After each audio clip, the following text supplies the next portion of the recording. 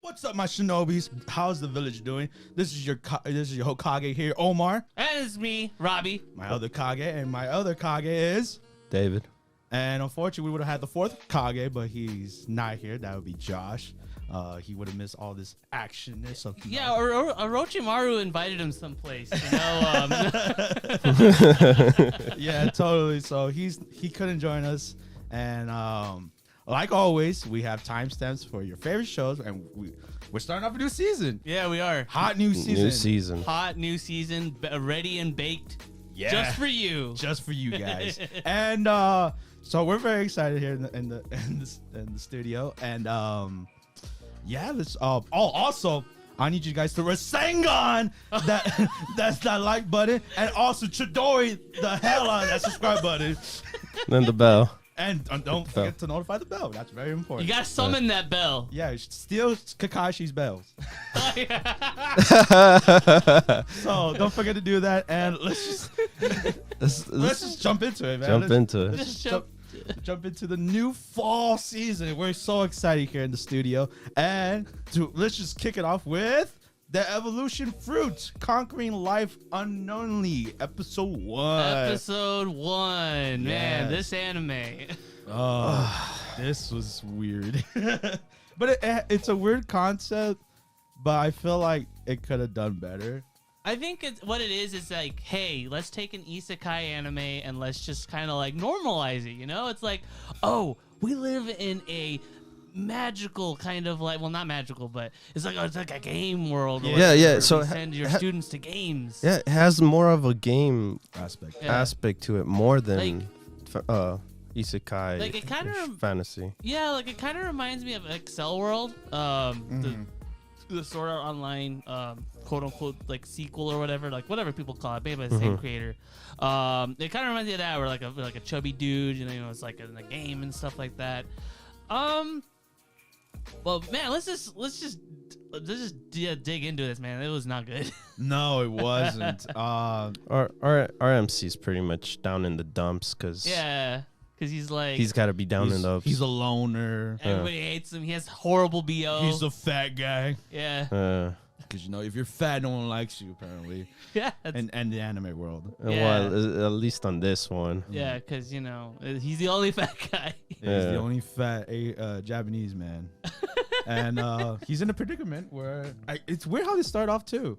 It's just like we just jump into it. Let's just jump right in. Everyone has their own partners except him. He's solo. He's the solo guy. Yeah, he's solo because no one wants to beat him. He's like low stats.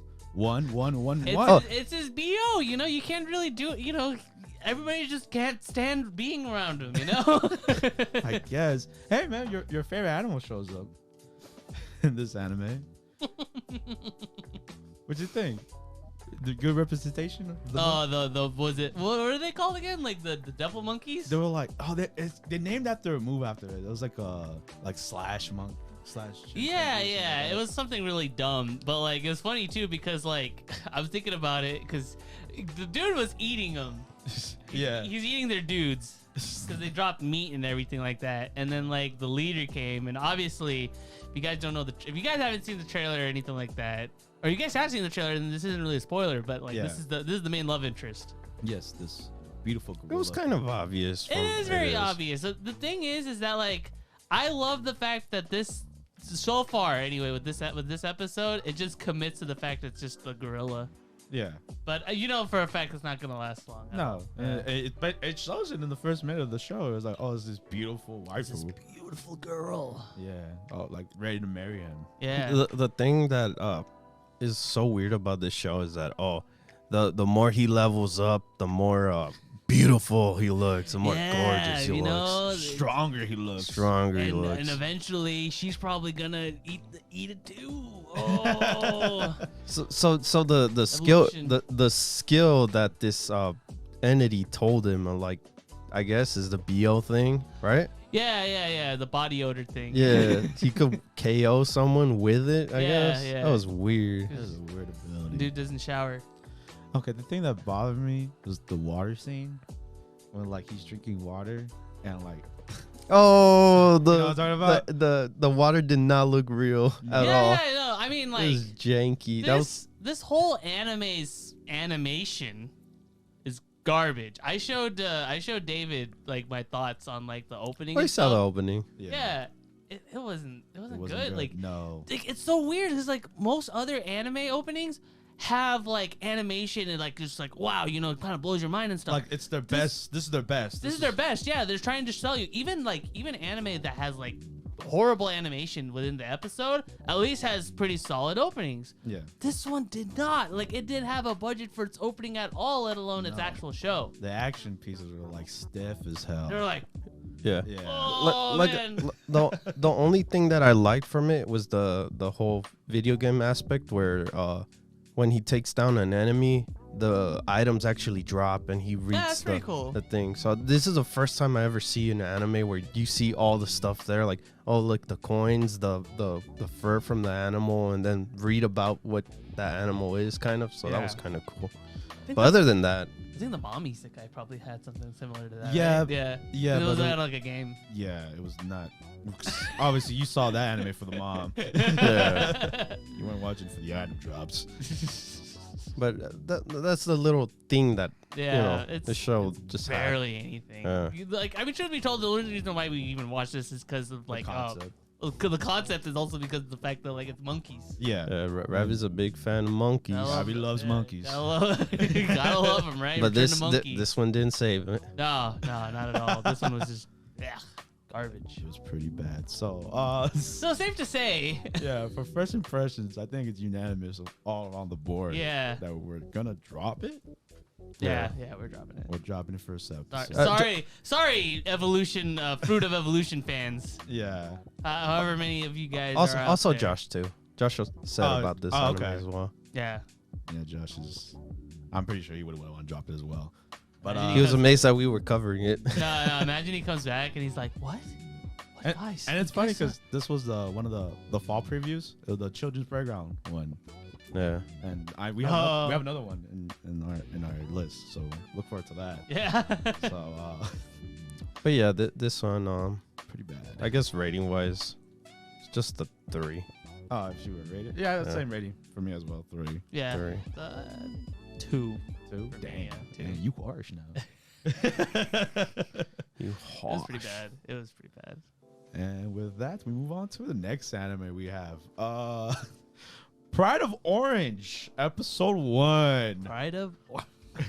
And this one also, because of the concept itself, hockey anime. Hey. This one was a big one for Josh. Yeah. Yes. Unfortunately. Oh my goodness. Okay, so I actually saw this anime with Josh, so I can actually kind of share with you some details in regards to kind of how he felt, and he was busting up laughing at that first scene when Japan beat Canada. Yes, okay. I wrote that in my notes. I was like, "Yo, did Japan just beat Canada, bro?" Yeah. On the last second. Yeah. Damn. He was like, "What? Why not just have like?"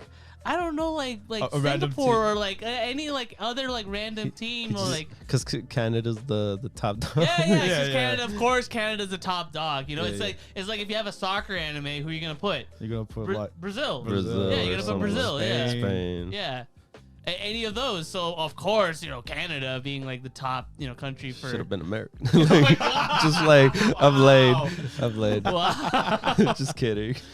But yeah, so this anime takes a lot of interesting liberties with that Japan's the best, baby. That Japan is the best when it comes to hockey. Not just hockey though. Not just hockey. Embroidery. No, not embroidery. They scrapped that. They're great at dancing and singing. Yeah. This turns to an idol show. Yeah. Oh Lord. Oh my God. Okay, when I was watching that, I was legit telling Josh just hey, wonder how Omar was taking it. I hated every minute. What did Josh think about that scene? Oh, he thought it was completely inaccurate. He was like, these girls must be super amazingly coordinated because they weren't even wearing ice skates. No, they weren't. They were just dancing on the skate. Yeah. Like amazing, spectacular. These girls are awesome. Marvelous. Yes. And oh my God, dude, I want to stab my eyeballs. If you guys don't know, I don't like idols. Yes. I can't stand them. But if you like them, you know. This man is still not been exposed to Zombieland Saga. No. And this right here is not Zombieland Saga. No, it is the definition, the opposite. Moe. Yeah. Moe is hell. Yeah. Not even. Like, even the moe scenes are not that moe. I've seen better moe. More cuter where I'm like, oh, that's actually nice, you know? This is literally like the standard, like, generic, cute girls, but they play hockey? They play hockey, yes. That is the only thing that this show's has going for it, the hockey part. And even with that, I'm just like, I'm not interested. No. Yeah, we didn't get as much too for that first episode. Yeah, because they mainly spent like more on the embroidery club and like the grandma, and because like we were literally like when me and Josh we were watching it, we were literally saying the embroidery parts are like. This is like grandma. This is like grandma stuff. And like literally one of the girls' grandma shows up and I'm like, oh my God.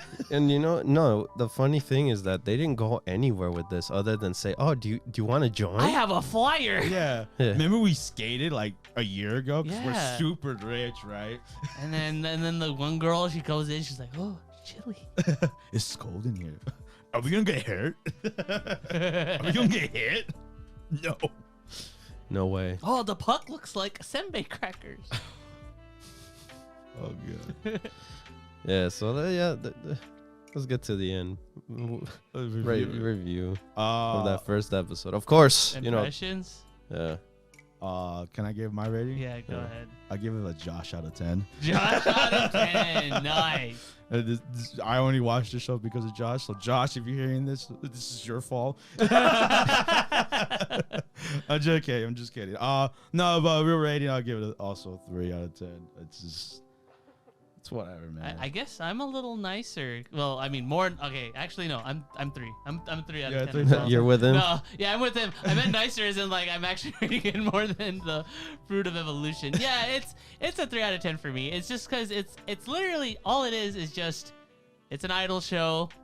It's covering itself with the hockey stuff. It's covering. It's just using hockey as kind of like a neat little warm blanket. Yes. But all it is just a generic idol show. You got all these characters.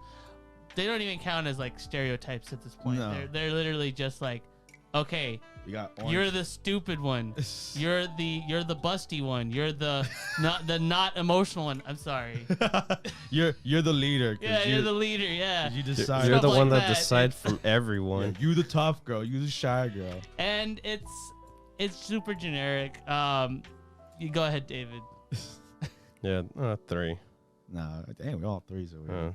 I don't have much to say. Just literally 3. You guys said most of it. Yeah. So I think it's unanimous. We're gonna drop this as well. Josh is a 10. I just like I'm like for comedy wise. Just kidding. Yeah. Actually, do you guys? Yeah, so we're dropping it. Any Pride of Orange fans? I would love to know. I would really love to know. But we're gonna have to move on to our next anime. We have Sakugan episode 1, and unlike the other first 2, this one's actually pretty good. Yeah, so we're actually talking about like a legitimately good anime now. Yeah, I think after this is like pretty much high after that. Yeah. Oh yeah. The quality of the shows we're watching from here on is like woo. Yeah. Through the roof. They get better. Starting with Sakugan, let's just jump into it. We get introduced to daughter and father. Our characters, Mempuri and Gagupa. Yeah, they have weird names. They have very weird names. It's because the vibe I got watching, not just from the anime, trailer also, is that it reminds me a lot like Gurren Lagann. Yeah. The beginning of Gurren Lagann, where like everything's underground. Yeah, but you notice too with the animation too, how their expressions and that very much. It gave me the trigger thing. It has a lot of like that trigger kind of feel to it, which I don't. Now that I think about it, this season has like no trigger anime this season. No. But I think the animator or the one that animated this was Dimension W. So it has that same art style-ish kind of. Yeah. So I get the feeling from that too. Yeah, the animation is pretty solid. That was nice. I was shocked. Oh yeah. So I was like, okay, cool. I like when the kaiju came in too. That was awesome. Yeah, I didn't see that coming. No, nobody did. oh no, I'm not talking about that part yet. no. I meant the first kaiju. I didn't expect it to show up already. Yeah. Because it was a way of life. This episode went smoothly. Yeah. It did. Like we got introduced to the characters, how the father is and the daughter is. I like that, where we got their whole story kind of ish. Yeah, because it felt really like compact and like nicely like tied in a bow. Like you got to know these characters. Yeah, you kind of got a backstory with the dads, how they used to work together, and then the daughters, how they interact with each other. At first I didn't even know it was the daughter. You didn't know it was the daughter? No, I know what you're talking about. The other two, other two, instead of the main father daughter. Yeah, I didn't know that. Did you know? Yeah, like I don't know. Like they said it. They said it. Like when they said it, it kind of threw me off a bit because I thought it was talking about the two main ones. So that's why. Yeah, I thought that's they were brothers because they looked alike. Oh, yeah. Hey man, they're family. Hey, they were family. So that's why I said were, because jeez, the shocking, it was out of nowhere. It was out of nowhere. I literally reacted how our characters reacted. It was like okay, they're gonna go save the day with beating the first kaiju, but another one shows up and just blows them up. Yeah, instantly. And it's so upsetting too when it gets to that scene when she's like, because she she's smart and stuff. The 9-year-old girl. Yeah. She's like, oh, like she knows the world and blah blah blah. Yeah. And when reality hits, she couldn't take it. She acts like her age. Yeah. And it's shocking. It is shocking. He's like, holy crap! Like I just saw one of my best friend probably that just disappeared. Yeah. Vanish. Gone. And then that scene where they're going down the staircase and the dad and her are talking to each other. It got me emotional. Yeah, it was. Yeah, because like all of a sudden these people they're friends and whatnot and are just they're gone. They're gone. It's vanished. The city they grew up in, it's getting destroyed. Yeah. And then he's like, well, why aren't you crying? That's like. He's keeping it inside, man. He's like, I can't cry. I'm trying to be tough. I'm trying to be a dad. Yeah. And just like, even though it's such a huge leap though, and of course you need to in a situation like this because he was just like the bumbling dad. Yeah. And now he's like, I gotta take care of my daughter. Yeah. And then the whole episode was like, my daughter wants to grow. She wants to already leave the lab. To explore the lab and find whatever that space needle I think she's dreaming of. Yeah. She wants to go do that, and the other guy, the other pilot, he's like, you sometimes whenever it happens, it just happens. You just gotta be ready for it. The only thing that was really curious was the stone itself. Yeah. Who gave the stone to this house? Which it looked like it triggered the whole kaiju thing. Think so? Yeah, that could be it actually. You know what? Yeah. Because before that, nothing happened. It was just a normal day in the city, and then once the stone came into play, just all of a sudden kaiju messed everything up. That's true. So we will see. Oh, and the ending was cool. They get their own mech. Oh yeah. So we'll see where it goes from there. Markbot. Yeah. And so like the animation scene and everything, to the point where they're running and stuff, you could feel the motions and stuff, and that was awesome. Yeah, they took their time. They were proud of the shots they animated. So kudos to them. Yeah. First impressions, man. I guess I'll start. Yeah. I was looking forward to this a lot. Just like the whole concept, daughter-father duo exploring the labyrinths. Sounded cool. Sounded very cool, and I'm glad it kept me hooked, especially at the end, where like the whole world building they did, and the aspect, the characters between father and daughter, how they're gonna interact and how they're gonna grow later on in the story. So I'm looking forward to it. 7 out of 10, and we'll see where it goes from there. Can't wait. Yeah. For me, same thing. I was super looking forward to it with the trailer. Really, I think the vibe it gave off for me was, it reminded me of two anime. reminded me, of course, Gurren Lagann, since it's all underground and there's mechs and stuff. It's kaiju. And the second anime it reminds me of is Made in Abyss. Oh yes. Because Made in Abyss was also about kind of like exploring the dark trenches and the dark deep of the unknown and stuff. Basically the unknown. Yeah. You don't know kind of like what's going on. And that, like I said, the anime, like you said, the animation, the characterizations, the designs and stuff are also like really unique looking as well. Yeah. And I'm hooked as well. I think my rating, I'd give it, like, first impression wise, I'd give it a 7.5. 7.5 out of 10. Okay. What about you, David? With me, so far, I really enjoyed how the bantering happened in the beginning. Yeah. The whole lazy father, blah blah blah, and then when they're both arguing against each other to a point where they accidentally turn on the mic and everyone just hears the conversation. Yeah. That was funny. I enjoyed that. What else? The whole conversation with the fathers, the whole like, how can I do this? Yeah. She and even that scene got to me too. Well, not completely got to me, but seeing that scene where he's drunk, but he goes to the daughter just to see if she's awake, and he falls asleep next to her. But what he says to her, like, damn, you're growing up in a way so fast because she's intelligent, You're so bright. You graduated college and everything. College. Yeah. and it sucks, knowing that, oh, look, she's growing up real fast. Yeah. That was pretty sad. Yeah. Like, I want you to be my little daughter. But yeah, like the show in general, it has this funny moments, has the sad moments, and really sad moments. Oh yeah. Yeah, all compact in this first episode. Yeah. So the CGI on the robots were fine. I enjoy it. Yeah. It was fine. It was actually pretty good. Yeah, it didn't bug me or anything. There was nothing off. The kaijus either. Not a big issue. 7.5 as well. All right. So off to a good start.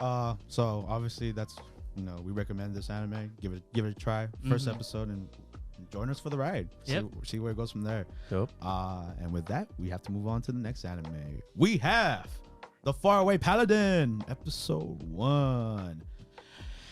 This one I was looking forward to, like just off the synopsis, the trailer itself. But I think it's playing it slow. It's playing. Oh yeah. It's building its world. I guess the whole Isekai part. It kind of, I was not lost interest, but it's losing me.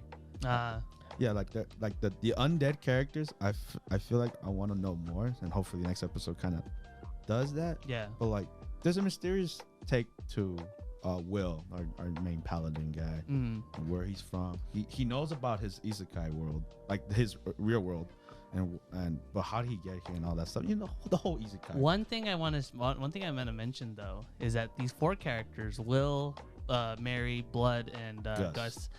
All 4 of these characters have experienced death. Oh yeah. Because as we find out with Will, he used to be is an Isekai anime. He was an ordinary guy that got killed, probably by Truck-kun again. And yeah, so like it's kind of interesting to kind of see where like these other 3 characters had also previously passed away, and Will in a sense has passed away as well, but this time he's reincarnated.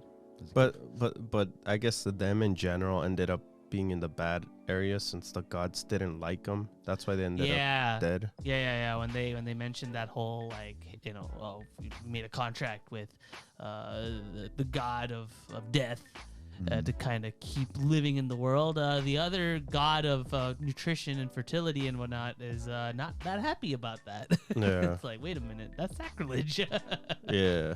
Yeah, because I know Mary, the nun character, she was like a servant of one of the gods, right? Yeah. Like I think she was. I'm pretty sure they're hinting at the fact that she was probably a nun or something like that, or like some kind of priestess or something like that. So that was a kind of sad moment where like, oh, she still prays to the god even though it burns her. Yeah, because it hurts her so much that she wants to cry.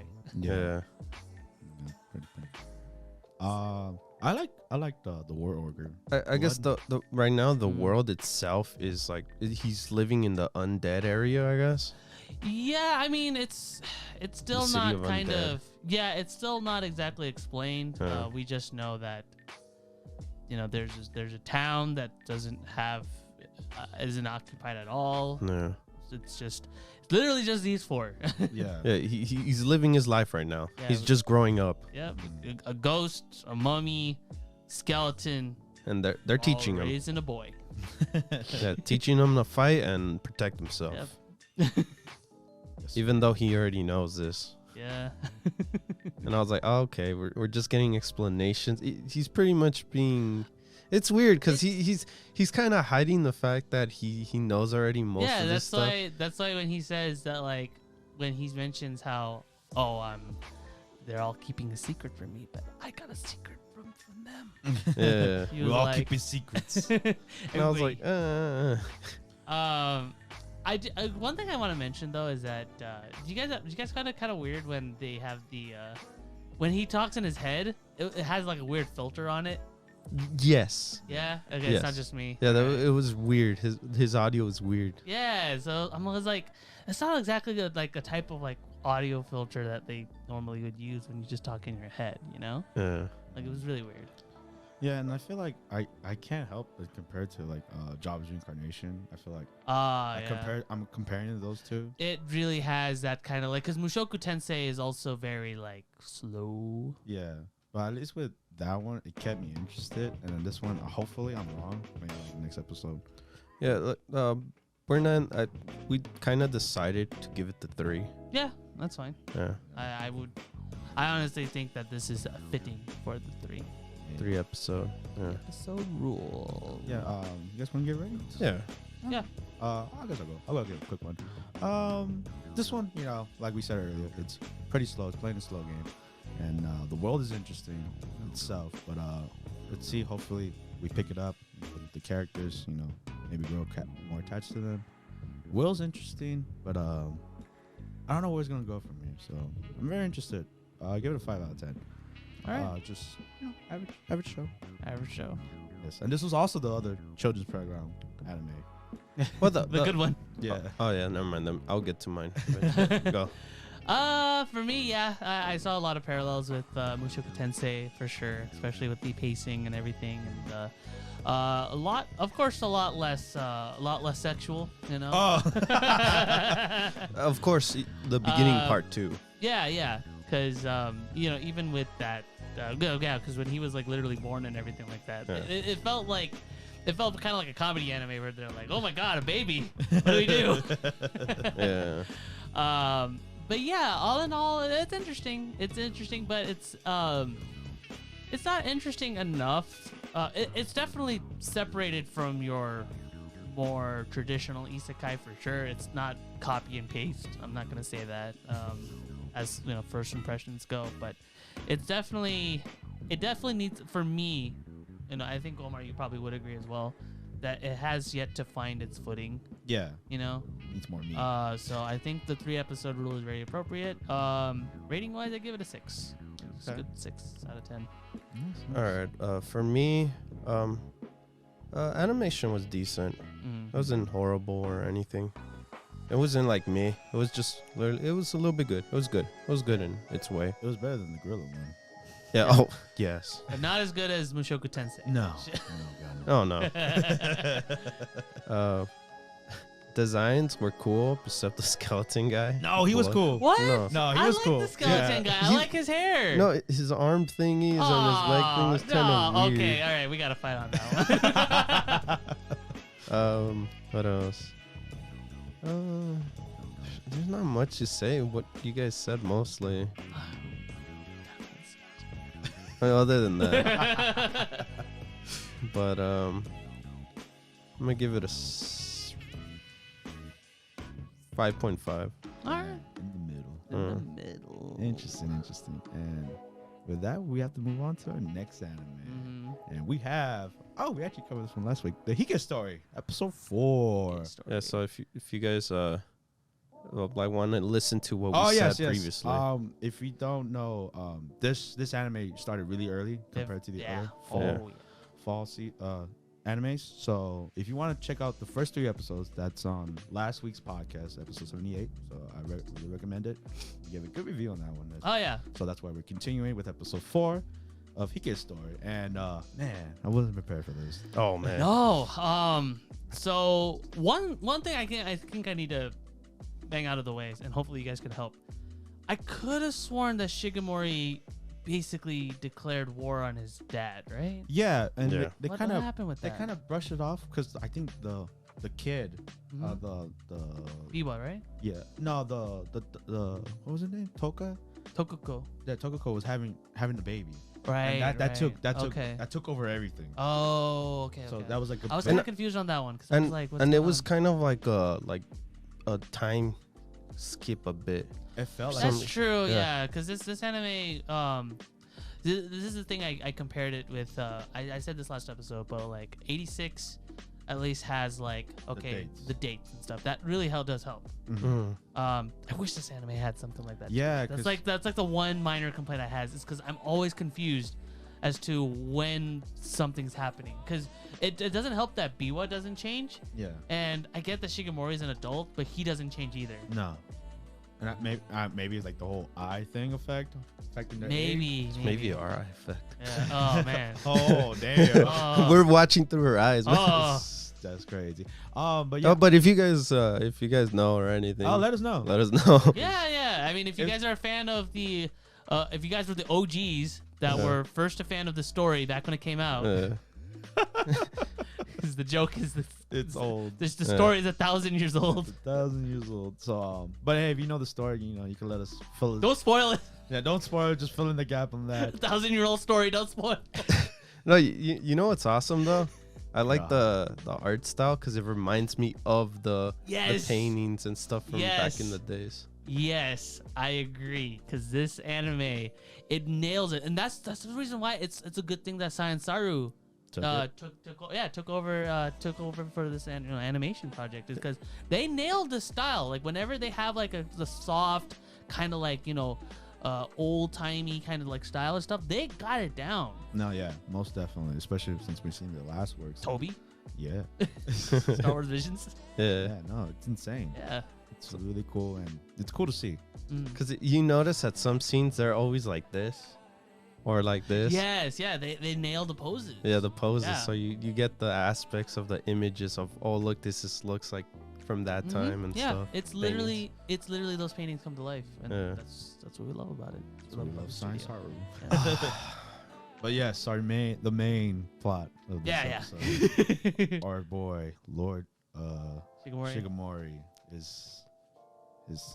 He's not feeling well. He's not feeling well. He has a vision of these the dead people that got exiled, and like including his dad and all that stuff, and the whole family line is just gonna end. Yeah. So he does everything he can to to make sure he could prevent that. So I feel like he was kind of killing himself. Yeah, he gave himself up. That's what. Yeah. Yeah. He literally he was like.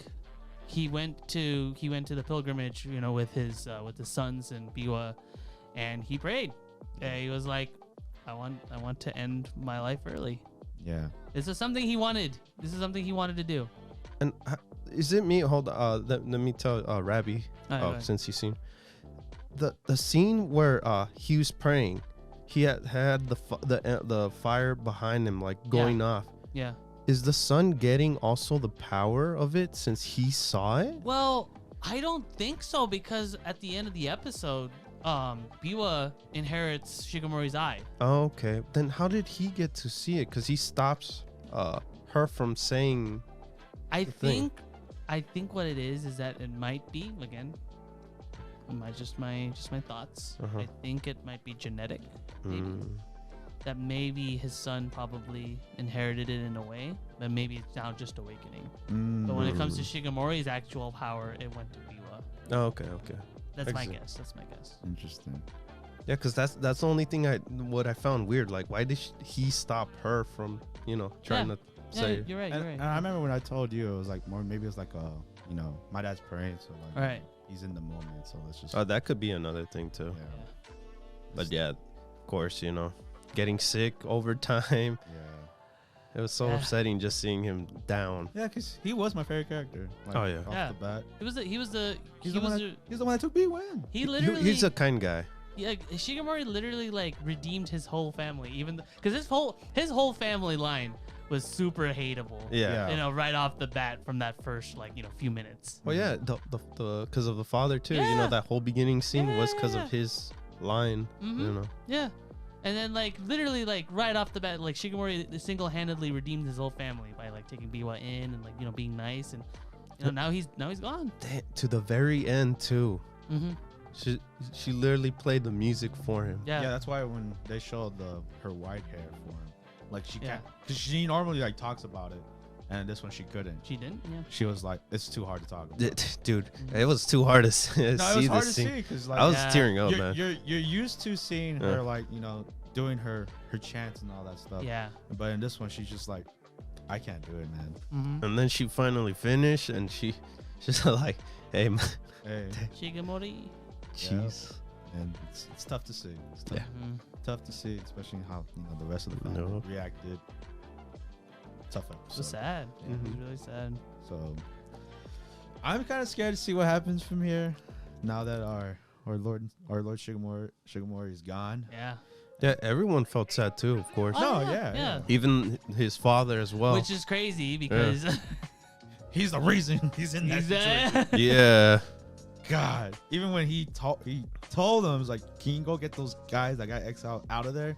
And he's like, yeah, I'll do that. And left one behind because he couldn't forgive him. Like, come on, man. Mm-hmm. Petty stuff. Petty. Hey, man, but we're in that time period. It's like, you talk crap and off with your head, if anything. Yeah. So that scene was sad too. Poor guy. Yeah, but the guy was like, what? I'm not going?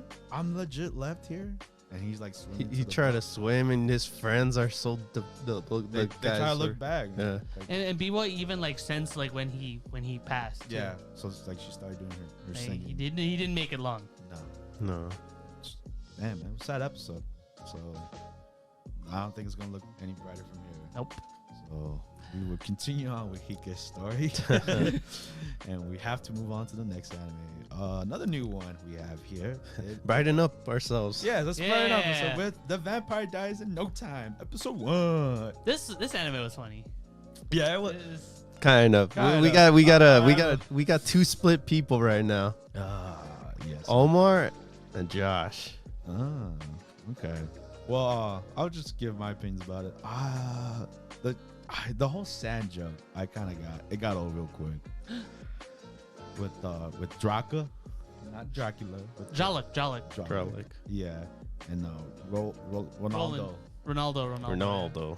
Ronaldo was funny at first, but I feel like his whole shtick got old to me real quick. Yeah, well, because he's he's trying to be a hero, Yeah, he's trying his best and all that stuff.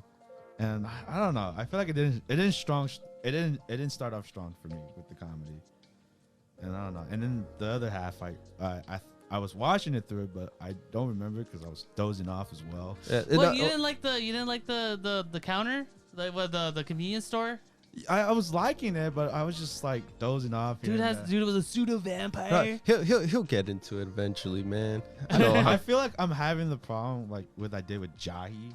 This is the same situation I had with Jahy as well. Okay. I know it's good, but I feel like I need to get into it. Right? At least Jahy, you're more warmed up. Yeah. I actually enjoyed Jahy more than I did in the beginning. And I think the only reason why he was a little bit down on it is because he saw the two shows and he put his anger on that. Yeah. In a way. Yeah. But yeah, hopefully maybe the other characters change it up. Yeah. Or the next people join them. Yeah, exactly. Yeah, because let's go with Halloween. One more thing. I like the opening. The dancing thing. That was amazing. Yeah, I love that. So much energy. Yeah, it's so much fun. And they gave me the flyers. Death Parade. Death Parade's opening. Yeah. Yeah, especially when like they dance together. Yeah, I was like, yeah, let's go. Yeah, that was amazing when they were dancing throughout the whole entire opening. Yeah, and this opening does not spoil at all. You just see the characters though. That's all you need. That's all you need. Yeah. Even though like this anime doesn't really. Yeah, no, really it's a comedy. Comedy. Yeah, clearly a comedy, and I enjoy it. I guess Rabbi as well too. Yeah, I really enjoyed it. Yeah, like, I had fun.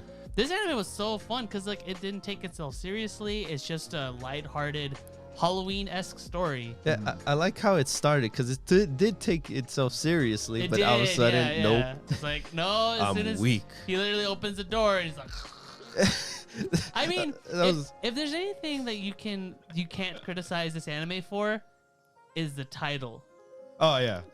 This anime's true to its title. Yeah, it dies in no time. Dies in no time. Turns into sand. Yeah, he just dies. And the funny thing too, it was when the second half happened, and the half vampire guy, or like he's not a the pseudo vampire. Yeah. He's the manager's son. He's like, are you serious?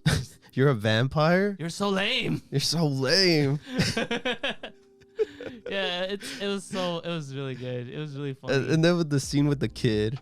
Like, yeah, you're a vampire hunter and you can't deal with this kid. I mean, you deal with monsters and stuff. Oh, another joke I liked was the armadillo. He's like, I like the armadillo. Remember the armadillo? And he's like, John. John. He was there. He was there. But like, you don't remember? Yeah, he was one of the one of the cannonballs. Yeah. I like that instant replay for that. John was there, guys. He's my favorite character. Yeah. John is my favorite character right now. Especially the ending. He has his own arc. Yeah. His journey. Yeah, his journey. And remember that one scene where like the kid was like he saved Jalek. Yeah. He died in the sun. Oh yeah. He's like, he gave me a warm place. It was just a trash bag. Come on, man. That was funny. Maybe I needed to watch it in a different light. Maybe. Oh my god. Yeah, we're literally we are split. No, we are. Yeah. Well, obviously, I think just off the bat, I would give it a 3.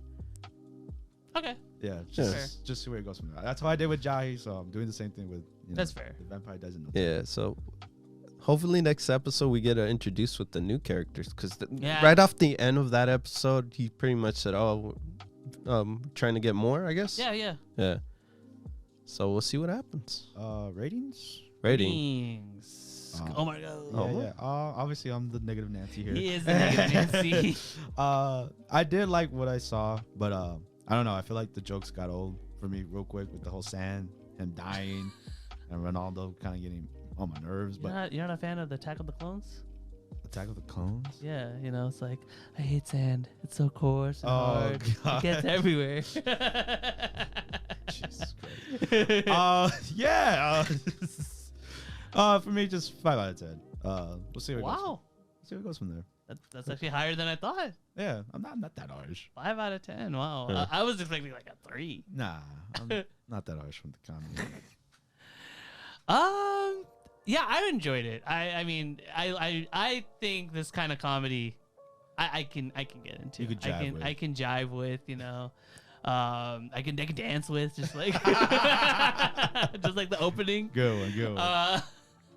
Yeah, like it's just so cool because like you look at vampire anime and such, it's always they're super beautiful and like super all powerful, like think Mars Red, think of that. Mars Red, Castlevania, like literally anything, any supernatural anime. But this one is like, nah, ours suck. He's kind of like, he can't even suck blood. He has to drink like calcium. And milk. Let me get into a little bit too, because it's funny. It's like I didn't put none of this on me. Everyone just passes by my house and they're like, "This guy's scared. He's terrifying." They make up the stories for me. Yeah. And I just go along with it. Yeah, like honestly, like I'm honestly looking forward to whenever this English dub comes out because I want like a super duper stereotypical like Dracula like accent with this. I want that. Like I want to drink your blood. It's like, they always just come into my house. They play my game, but I like playing a fighting game. Oh god.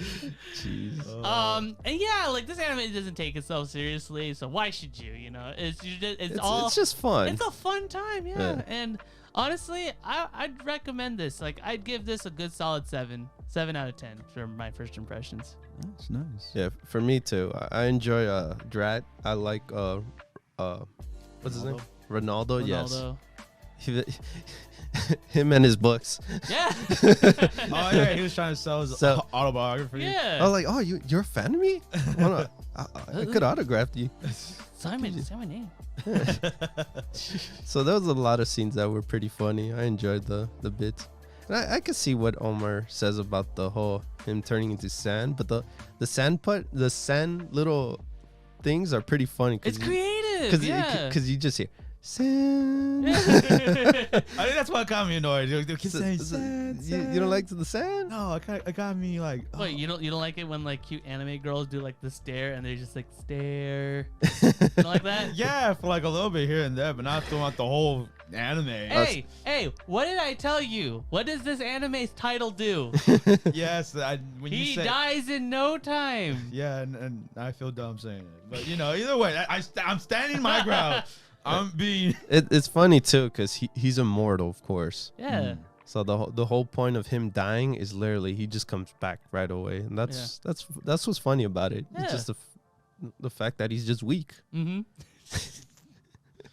Like, okay, you know what I think though is that this. Oh, yeah, go ahead. The animation too is awesome. Mm-hmm. I like how the coloring and everything. everything. Oh, I know. It's amazing. You can tell this is a Madhouse anime. Yeah. Since their last work. Look back at me. I mean, I give it a 5 out of 10. All right, I'll give it a 7. 7? Nice. Yeah. Nice. All right, and I forgot to mention, like, you know, the Halloween theme. You know, it's fitting because, you know, we're in October. Yeah. And we move on to our next anime, which is also another horror theme aspect. Mieruko-chan. Mieruko-chan. Episode 1. Episode 1. I don't know what was that about, but yeah, Mieruko-chan, episode 1. A lot of people are looking forward to this one, and I can see why. It's interesting that concept with this girl. She's It's got 3 things: ecchi, horror, and comedy. Yeah. It's What do you ecchi? What do you mean ecchi, man? In a way. Yeah. Very subtle, you know. Very subtle. With those angles. Yes. I did not expect that in this anime. Yeah, I didn't either. I was very thrown off. I was like, wow, that's a great. They're literally trying to sell you its main character. Yeah. So with that, we get introduced to Miko, our main girl, who could see these ghosts. See ghosts? Yeah. These ghosts, they're very scary. They're very scary looking. They're very like horrifying. It's been a long while since I've seen like ghosts in anime that's like meant to, and that really also sells you like, hey, this is a horror comedy. Yeah. And like all the ghosts are like, hey, you can see me, right? Hey, you can see me. Yeah, she has like the strongest poker face I've ever seen. Yeah, the crazy thing about this show is like these are terrifying. No, ghosts. I would have been like freaking the hell out. Especially the one like the little boy in my bed. Oh no, I'm jumping out of there. It reminded me of the scene of The Grudge. Yeah. Oh god. I do not want to see them in my bed. No, heck no. I wonder how she gets sleep. I don't know. That's probably why she got those bags, bro. Yeah, she does. I don't want it in my house. I don't want it with the mouse. Oh, jeez. But yeah, I don't know how Miko does it, and just God bless her. Hopefully, she gets those prayer beads, you know. Yeah, the prayer beads. I think she got that ability from that doll thingy. Probably. The doll she bought. Oh, maybe. Yeah, because all of that started because of that. But the thing is that maybe these ghosts are nice, you know. Maybe they just look scary. Maybe they just look really ugly. I don't think so. No, they're not nice. Yeah, they literally murdered a girl in the beginning. Well, that's a TV show. Yeah. Oh yeah, that's Yeah, true. show, Yeah. Who knows? You know what? Yeah. Maybe these ghosts just want attention, bro. Yeah. They just want people to see them. Yeah. Or who knows? They just want to like scare the crap out of them. Yeah. Scare the bejesus. Yeah. They're just creepy. Yeah. And like you said, the ecchi angle shots is unexpected. Very unexpected, absolutely. I mean, they do a better job than ecchi shows themselves. So I was like, okay, all right. Yeah. So, yeah, this was pretty straightforward. Very, very straightforward. It was fun for what it is. Yeah. I enjoyed the whole, even the atmosphere with the music too. It was pretty. It was really bringing tension. It really does kind of like capture that kind of, it captures the atmosphere for sure. Like the ghost reminded me of you could correct me, Junji Ito. Junji Ito. Yeah. Junji Ito. Yeah. And his art. Junji Ito's artwork when it comes to his horror manga are like spectacularly horrific. Yeah. Like they really capture just like the horrific kind of elements to a lot of his supernatural, like ghostly kind of work and stuff, demonic. It captures it really well. And this one, like you said, like it does capture that style really good. Yeah, because that scene too where I think she's talking to her friend, the blonde hair girl. Yeah. You just see that monster just turning his head like a centipede kind of thing. His head just twirls around just to look at her, just to see, can you see me? Can you see me? Yeah. I'm like, jeez. Yeah. I would run away. It's okay, Jeez. Run to the hills. If you don't see them, then it doesn't exist, Apparently, that's the only way she could, run away from this in a way. Repel these ghosts. Yeah. Right. Not paying attention. Oh yeah, so pretty straightforward, cool concept, and ratings. Let's give our ratings for this. I gave it a 7 out of 10. Animation solid. The ecchi shots were really thrown off of me, but I appreciated them. Yeah. And the ghosts themselves, very scary designs. I could really see them creeping the hell out of me if I saw them in real life. Yeah.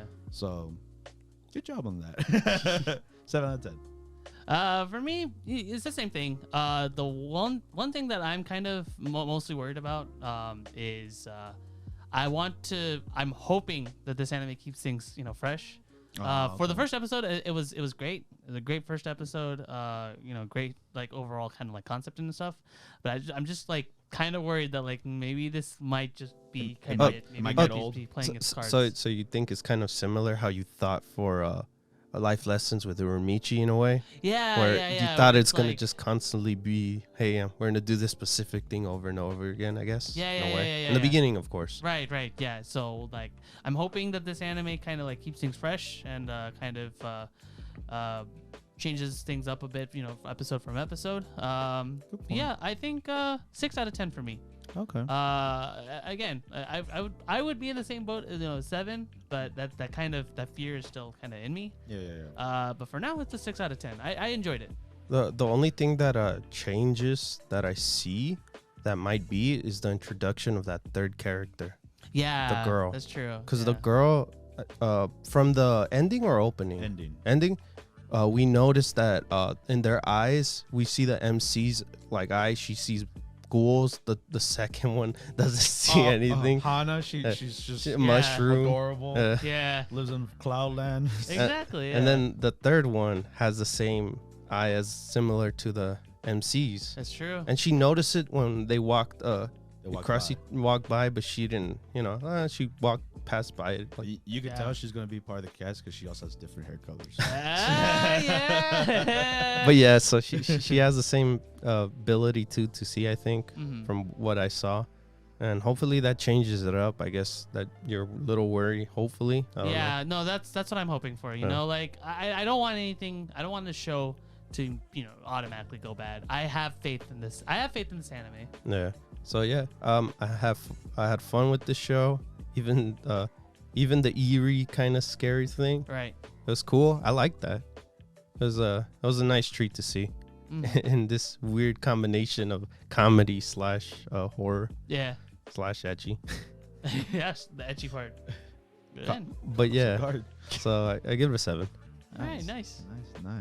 And to keep the Halloween kind of month vibe going. This season's been so good at that. Yeah, it's keeping that like Halloween. Serious time though. Yeah, but serious. No, but this one's on our next anime we have here is Arena the Vampire Cosmonaut, also known as Tsuki to Laika no Tofuratsu. episode 1. Nosferatu. Anyways, this anime, pretty cool.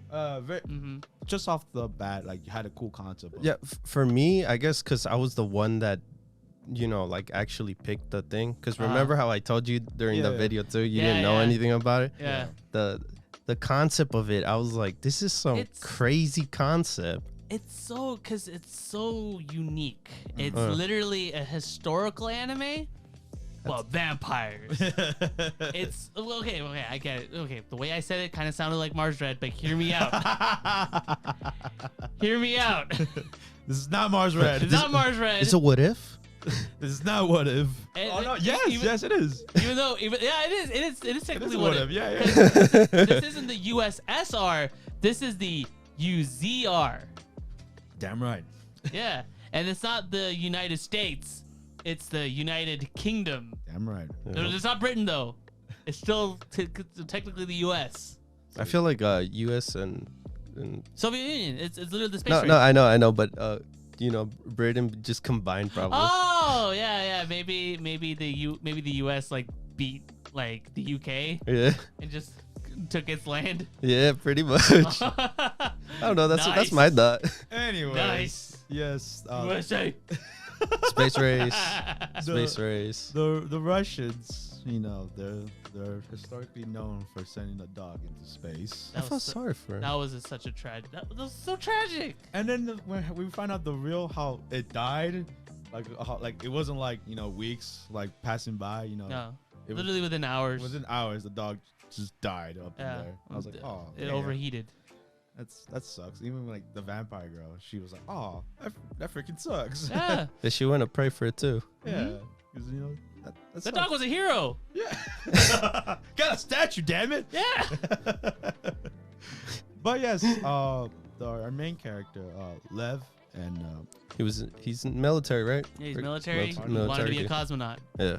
Lev and Arena both have dreams to go to space, and since they both have common goals, they're eventually gonna meet up together by fate. Which is so interesting though, because early on they basically kind of like made it where it sort of looked like they forced Irina into going to space. Mm-hmm. But no, she's like, no, I wanted to see the stars and everything. This is what I have to do. Yeah. Yeah, like she was like, hey, all right, take me, I guess. Yeah, put me in my coffin.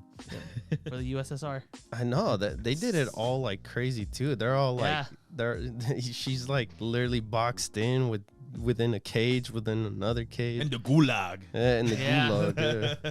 I was like, jeez. Good old Russian concentration camp. Looks like she's not gonna do anything to you guys. No, she's just chilling. Yeah. Especially when they take her out to a walk or something. Yeah.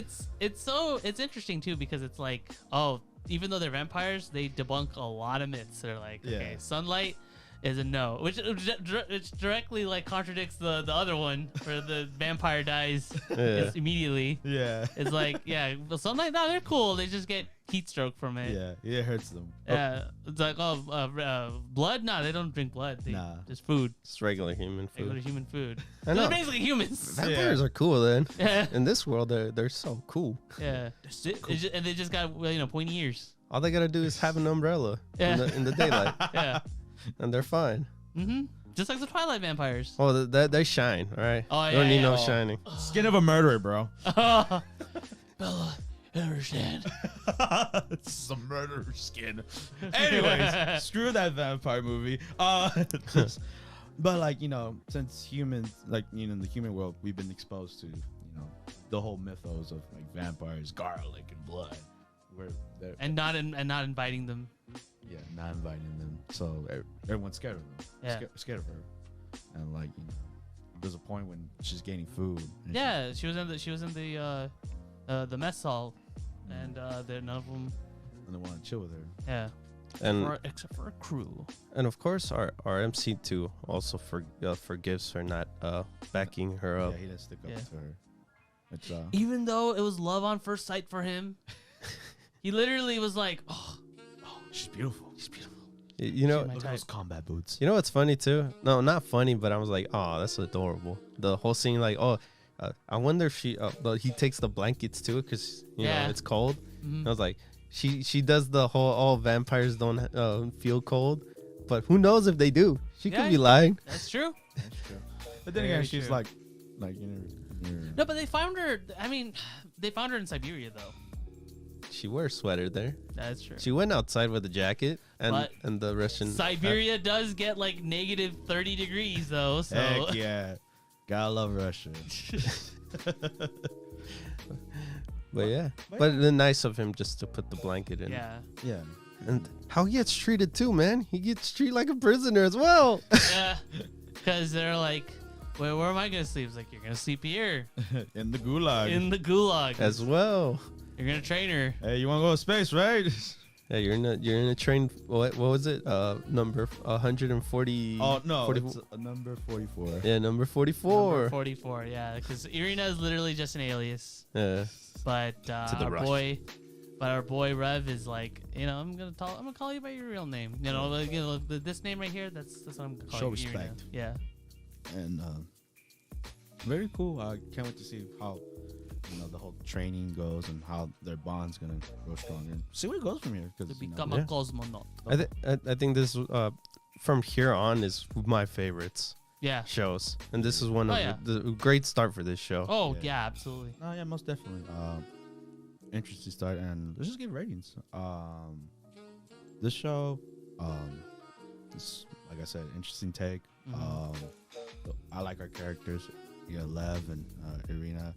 They're cool. Oh, and the doctor girl. Yeah, the doctor. She was great. Yeah, she knew everything about like vampires. She was the one that told. She was debunking everything. Yeah. So she seems like a cool character, and I can't wait to see what goes from there. More of the squad, right? Yeah, more of the squad, because they teased the other two in the mess hall. Like they didn't care. Like she's cool, whatever. Yeah. And we'll see what goes from there. Maybe like more humans like pushes her, or like I don't know. We'll see. I'm interested. Yeah, I don't know what's gonna go from here, so I'm very excited. So 7 out of 10 with this one. Yeah. I'm the same way. I think I'm really looking forward. Like, this is such an interesting take, such a unique point in history that like almost never gets talked about. Like the 50s going on into the 60s. The whole space race and everything like that. I'm really digging it. I really dig the characters. I really dig like how they're handling like the Russian government pretty much like handling with like this space and vampires and everything like that. Subjects. It's really cool. It's really cool. It can get political, and I really love how everything's done. 7.5 for me. Nice. For looking forward to it. Nice.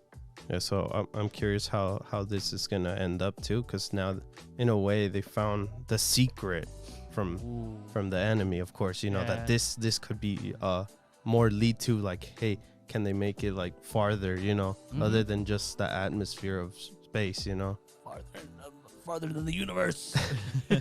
So we'll see what happens to Reina in general, and then the squad too. I want more development with the rest of the other people. But the MC as well, I enjoyed him too for how he acts and the character in general.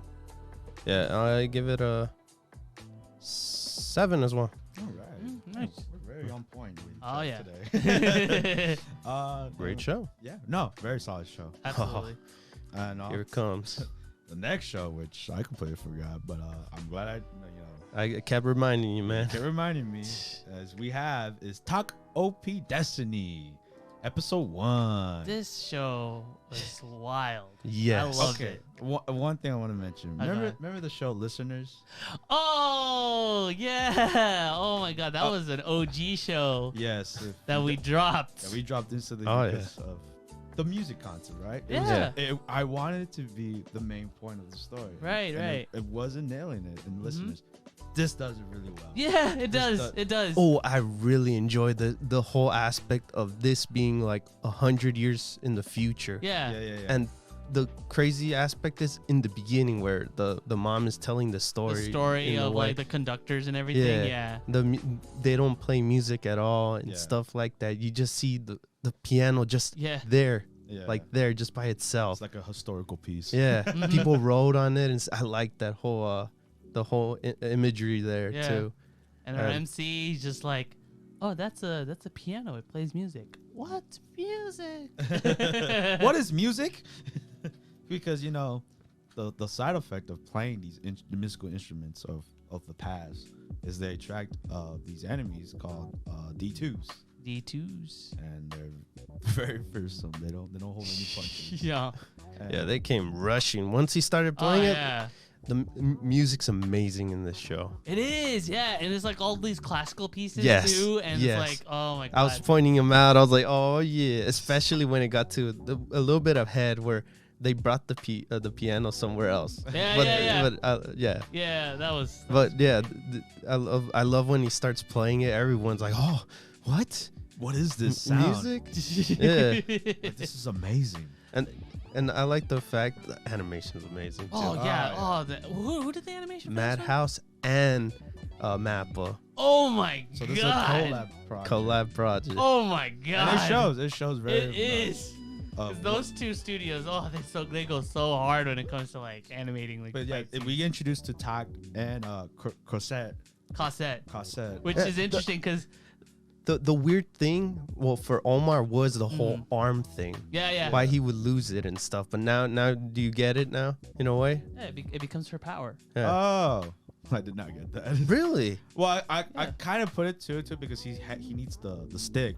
Yeah. Like to conduct, right? Yeah. That's kind of his thing. You only need one arm to do it. Yeah. One arm. So that's what I thought it was. Like, he's literally like the battle itself, he's leading it by her. Yeah. And that was awesome. Because they kind of mentioned it, like the whole shared energy, like he's low, she's super low, kind of like masters. So I forget, like Takt is the conductor, and then Cossette is the musical art. I think it was called. Yeah, musical art. Yeah, and their action pieces are amazing. Especially, I liked one where like we don't see the combat, but like she's telling in one fight scene, she's in the diner, right? Yeah, in the diner, how she's telling how it was, and just they have fun with it. And it's awesome too because they're not perfect. In the first battle, it was an easy boss, in a way.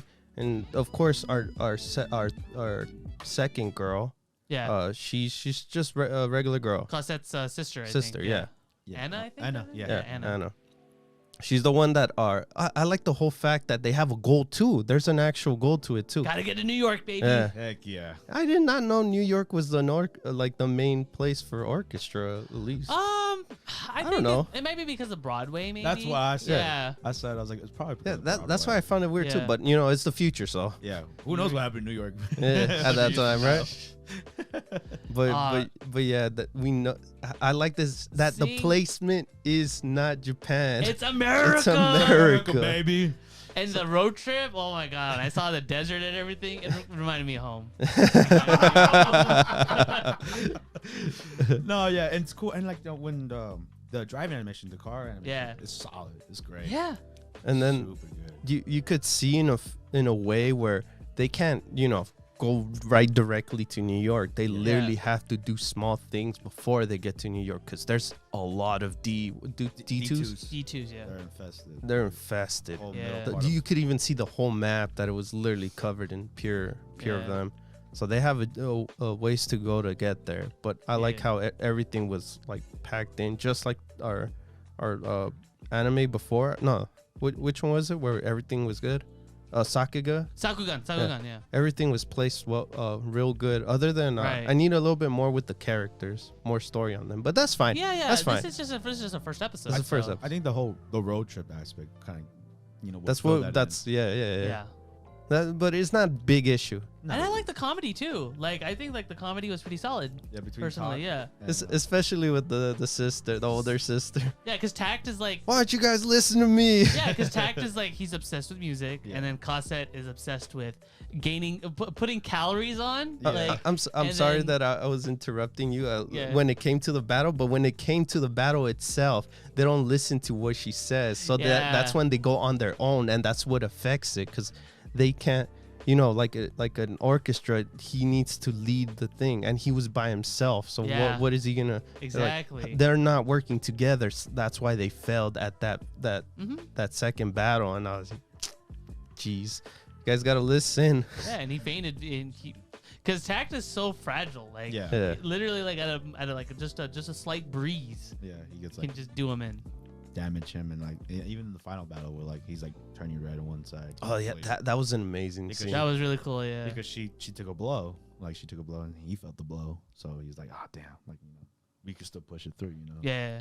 Yeah, well, the music, of course, the funny part was when they brought the piano itself, the one that was in the plaza. Yeah, Concept literally, like, just went all the way back to where they were before, and the kid was like, oh, music is back, oh, let me touch the piano. It's like, nah, I'm taking this right now. I'm borrowing this right now.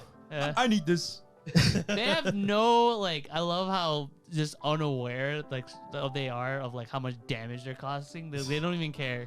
But I find her adorable, even though she doesn't have like a personality yet. She has a weird, funny personality. Yeah, it's like unintentionally in a sense because it's like it's just her. Like she doesn't care pretty much. Yeah. like I gotta kill the D2s. I need calories. Yeah, pancakes look so good. I know. Every time we see her, she's eating like snacks. Pancakes, donuts. And those food look good. Like the way they have it, like animated and stuff. Oh man. So as you could tell, we really enjoyed this. Yeah, it had a strong first episode, honestly. And when the Beethoven kicked in, when he was actually playing in the building area, and he fell down. That was awesome. So yeah, this had a very strong start. Oh yeah, great animation. Let's just jump into the reviews because episode 1 was great. It was. Yeah, animation. I'm glad David kept noggin in my head like, yeah, this anime is happening. We need to watch it. And now I'm going to the title. It's a very weird title, but it's cool. It has the MC's name. It has Takt. Yeah. Destiny. and it's OP. It's OP. The whole concept of it is cool, and this is what I wanted listeners to be, the whole music aspect, right? And they're playing it's a big role in this one, so I'm really glad that it's happening here. And what more can I ask for? Music, animation, stories, cool. So solid 8 out of 10. Yeah, strong start. I'm absolutely there with you as well. Like this anime just like has so much like in store in terms of world building, in terms of like again the characters we don't know too much about, but I'm sure like as the episodes follow we're gonna get way more in depth with that, and it's just an overall just solid show, and it really shows that this is done by Mappa and Madhouse. Like this, you got two of like the greatest like action anime studios and stuff. And just collab. So, what more can you ask? 8 out of 10 for me as well. Nice. David? Yeah, I enjoy so far the whole story, how their journey is gonna happen. What else? Animation was amazing. Like I said, it reminded me of Fate Stay Night series by Ufotable. It gives me that same vibe. Music's amazing, even though when the piano pieces come in. Also the side music too, where you hear the boom dum dum. Yeah. It makes the environment even more grow even more. That's what I enjoy about it. Yeah. An 8. Nice. I know like you're most of the time you always bring up the music, so I can't wait to hear your opinion on the music. Oh yeah. Throughout the show. So. And yeah, that's our opinion on Takt Op Destiny. Oh, I love it. I'm loving this season. Yeah. Oh yeah, this season is. This season's already a great start compared to last season. Oh my goodness, thank God. There's another one. And we gotta move on to our next new anime. We have highly anticipated as well. Platinum End episode 1. Ooh. And this has a total shift from the last one. Oh yeah. And how dark it is. It's so optimistically dark because for those of you who don't know, this anime Platinum End is done by the same creative team, the creative duo as Death Note. Yes, and you know how dark that show gets. Oh yeah. This show really shows how psychological it is. Yeah. Right off the bat. To a point where he suicides. Yeah, our main character, Mirai, he straight up just jumps off a building saying that he can't find happiness in the world anymore. I know, and he even graduated off high school too. No, he was supposed to. Oh, supposed to, huh? Yeah. He didn't show up. Oh, that's true. He did not show up. Because he went up the building, of course. Yeah. He didn't care. And at that point, yeah. Yeah, he thought he died. He thought he was in, no, this is heaven. Oh, this is hell. But nope. Someone saves him. Ryuk? No, I was kidding. An angel, not a not a Shinigami. Waifu Ryuk. No, that angel, Nase. Nase saves him, and he's like, it reminded me the moment when, remember in Incredibles, where like the guy also jumps off the building and Mr. Incredible saves him. Yeah. And he's like, I didn't ask to be saved, but I saved your life. That's what it reminded me of, that little moment. Yeah, yeah. But she saves him, and I guess she's been the guardian angel to him. Yeah, literally viewing his whole life. Oh, it's crazy when it gets later on, but especially where we're at, you know, because they don't explain like the whole, like, because we know as the viewer like the whole game part of it, like the whole Battle Royale, becoming the god, but they don't go into that right away. They go into like, our main character. Yeah, because our MC's literally destroyed from how we saw it. Of course, what he was trying to attempt to. And like the fact that he lost his family. Yes. He was telling the story. No friends, nothing. Yeah, pretty much telling her, he was throwing out his feelings. Yeah. To the angel herself. Oh yeah. And it's crazy too, because it's so hard to like, what is this angel trying to like do? Like, it's weird how she was saying specific things, and it's really a lot of this feels very off, because it's not in a bad way either, because it's really like, in a way, like it makes you think like if she means it that way or she means it the other way. It's really weird, because it's like you think of an angel and you think of like, oh, you know, good. Angels are meant to be good, you know, they're meant to kind of show you the betterment of the world. But like, if you think about it, if you twist your kind of idea as to kind of like what she's trying to mean, it's all in benefit toward Mirai.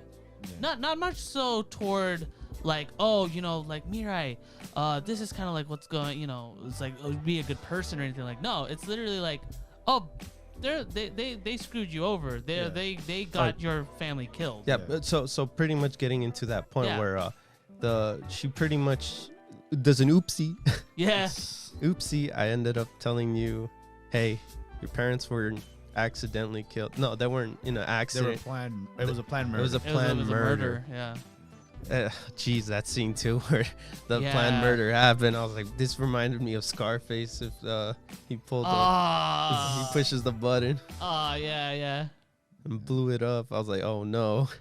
Yeah, but like back to the concept. Yeah, it plays the whole concept like how we interpret angels, and like she's like manipulating it. She's like, oh yeah, let's go kill them. Let's go murder them. And it's so interesting because like the two powers that she gives him, and which, by the way, I love how like, oh, it's you can either pick this one or this one, and Mirai immediately was like, nah, I want both. Yeah. And the powers, the pills, huh? The powers themselves are like so simple, right? Yeah. It's like something that a child would come up with. It's like, I want to fly really fast, or oh, I want to be. Oh, I like that too. You know, she was like, oh, you have these two options, you know, and that's it.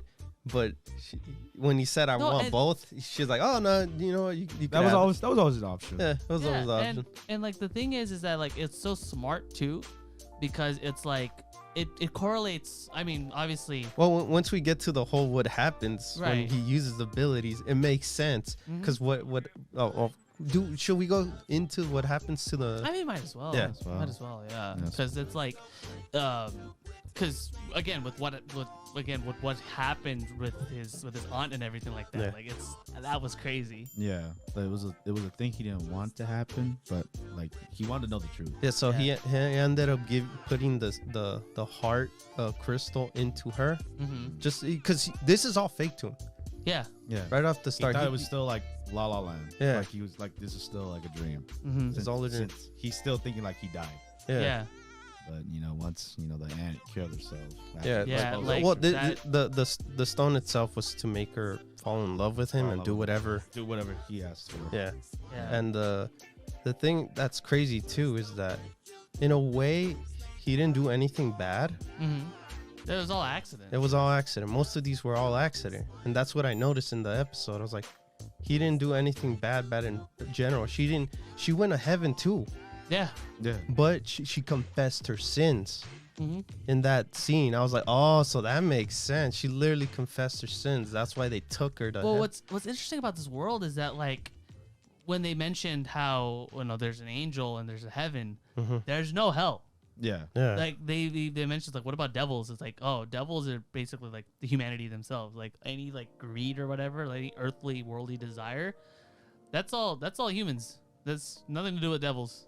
Yeah, which also it kind of scares me, the concept, because the whole game aspect now jumps in. It was like, now who's gonna be the next god? Yeah, who's gonna be next god? We have 12 candidates. 13. 12 now. Yeah, because one was being a pimp. Yeah, I mean, that's like the first thing. He kept using that one stone. That was it. Yeah. And then we get to see our Power Ranger guy. Yeah. The Justice. Who used the white one? Oh, White Ranger. That one is just to kill. Yes. Yeah. One shot. Yeah. Which, I mean, like, to be fair, when you think of the guys that created Death Note, it makes sense. Like, oh yeah, of course. Kind of makes sense too with the loved one too. He technically said, oh, I want them dead. Yeah. And then that's when she turns around and then grabs the knife and stabs her throat. Wasn't his fault. It wasn't his fault though. All accidents. And it's interesting too because they said because Nase ends up saying that, like, it's not a matter of whether or not they would kill herself, but it's a guilt kind of thing. Yeah. It's kind of like like Persona 5, for instance, where like, when you steal their heart, and like they have to confess their whatever they did. Yeah. They're like, I'm the one that stole the art piece, stuff like that. Like, I did a lot of sinister things. Yeah, I get you. Yeah, so it's kind of like that in a sense. Okay, I didn't think of it like that. Yeah, so. And that was the episode. Yeah. Very very tone shift and heavy. Yeah, very much like something like you'd see in Death Note. Yes, most definitely. So if you're a fan of Death Note, this is your show. Yeah. Rating wise, strong start honestly to this one. Oh yeah. This one's gonna be a long one. I think 24 episodes. If I'm not wrong. Is the manga? It ended? Oh, it ended a while ago. It ended already. Oh, perfect. And that means we might get a full legit like story out of this one. Yeah. Oh yeah. So obviously a great start with the characters. Our MC was the whole plot of this episode, and we got to see it though. Yeah, we get to see what he becomes later on, I guess, because right now he's just shocked. They showed. I had to rewind that a little bit too, because like they showed like a man that was like with long hair, and he's like, this is the start of his journey. And it's kind of sad in a way too, because like because later on he just shoots a dude.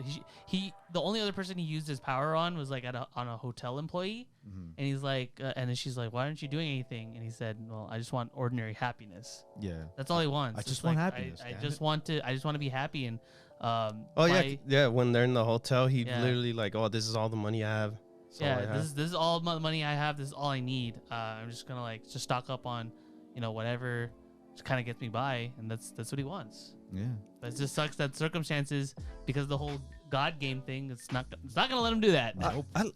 This is the thing that I like about this kind of battle royale kind of thing, where the MC is not like, oh, I'm gonna make this, oh, I'm gonna do this, like, oh, I'm too scared of this. No, He's literally, I just don't want to deal with this at all. Yeah, I just want to mellow out, bro. I mean, I was about to kill myself. Yeah, exactly. Like I was literally a day ago too. So I'm trying to recover from that.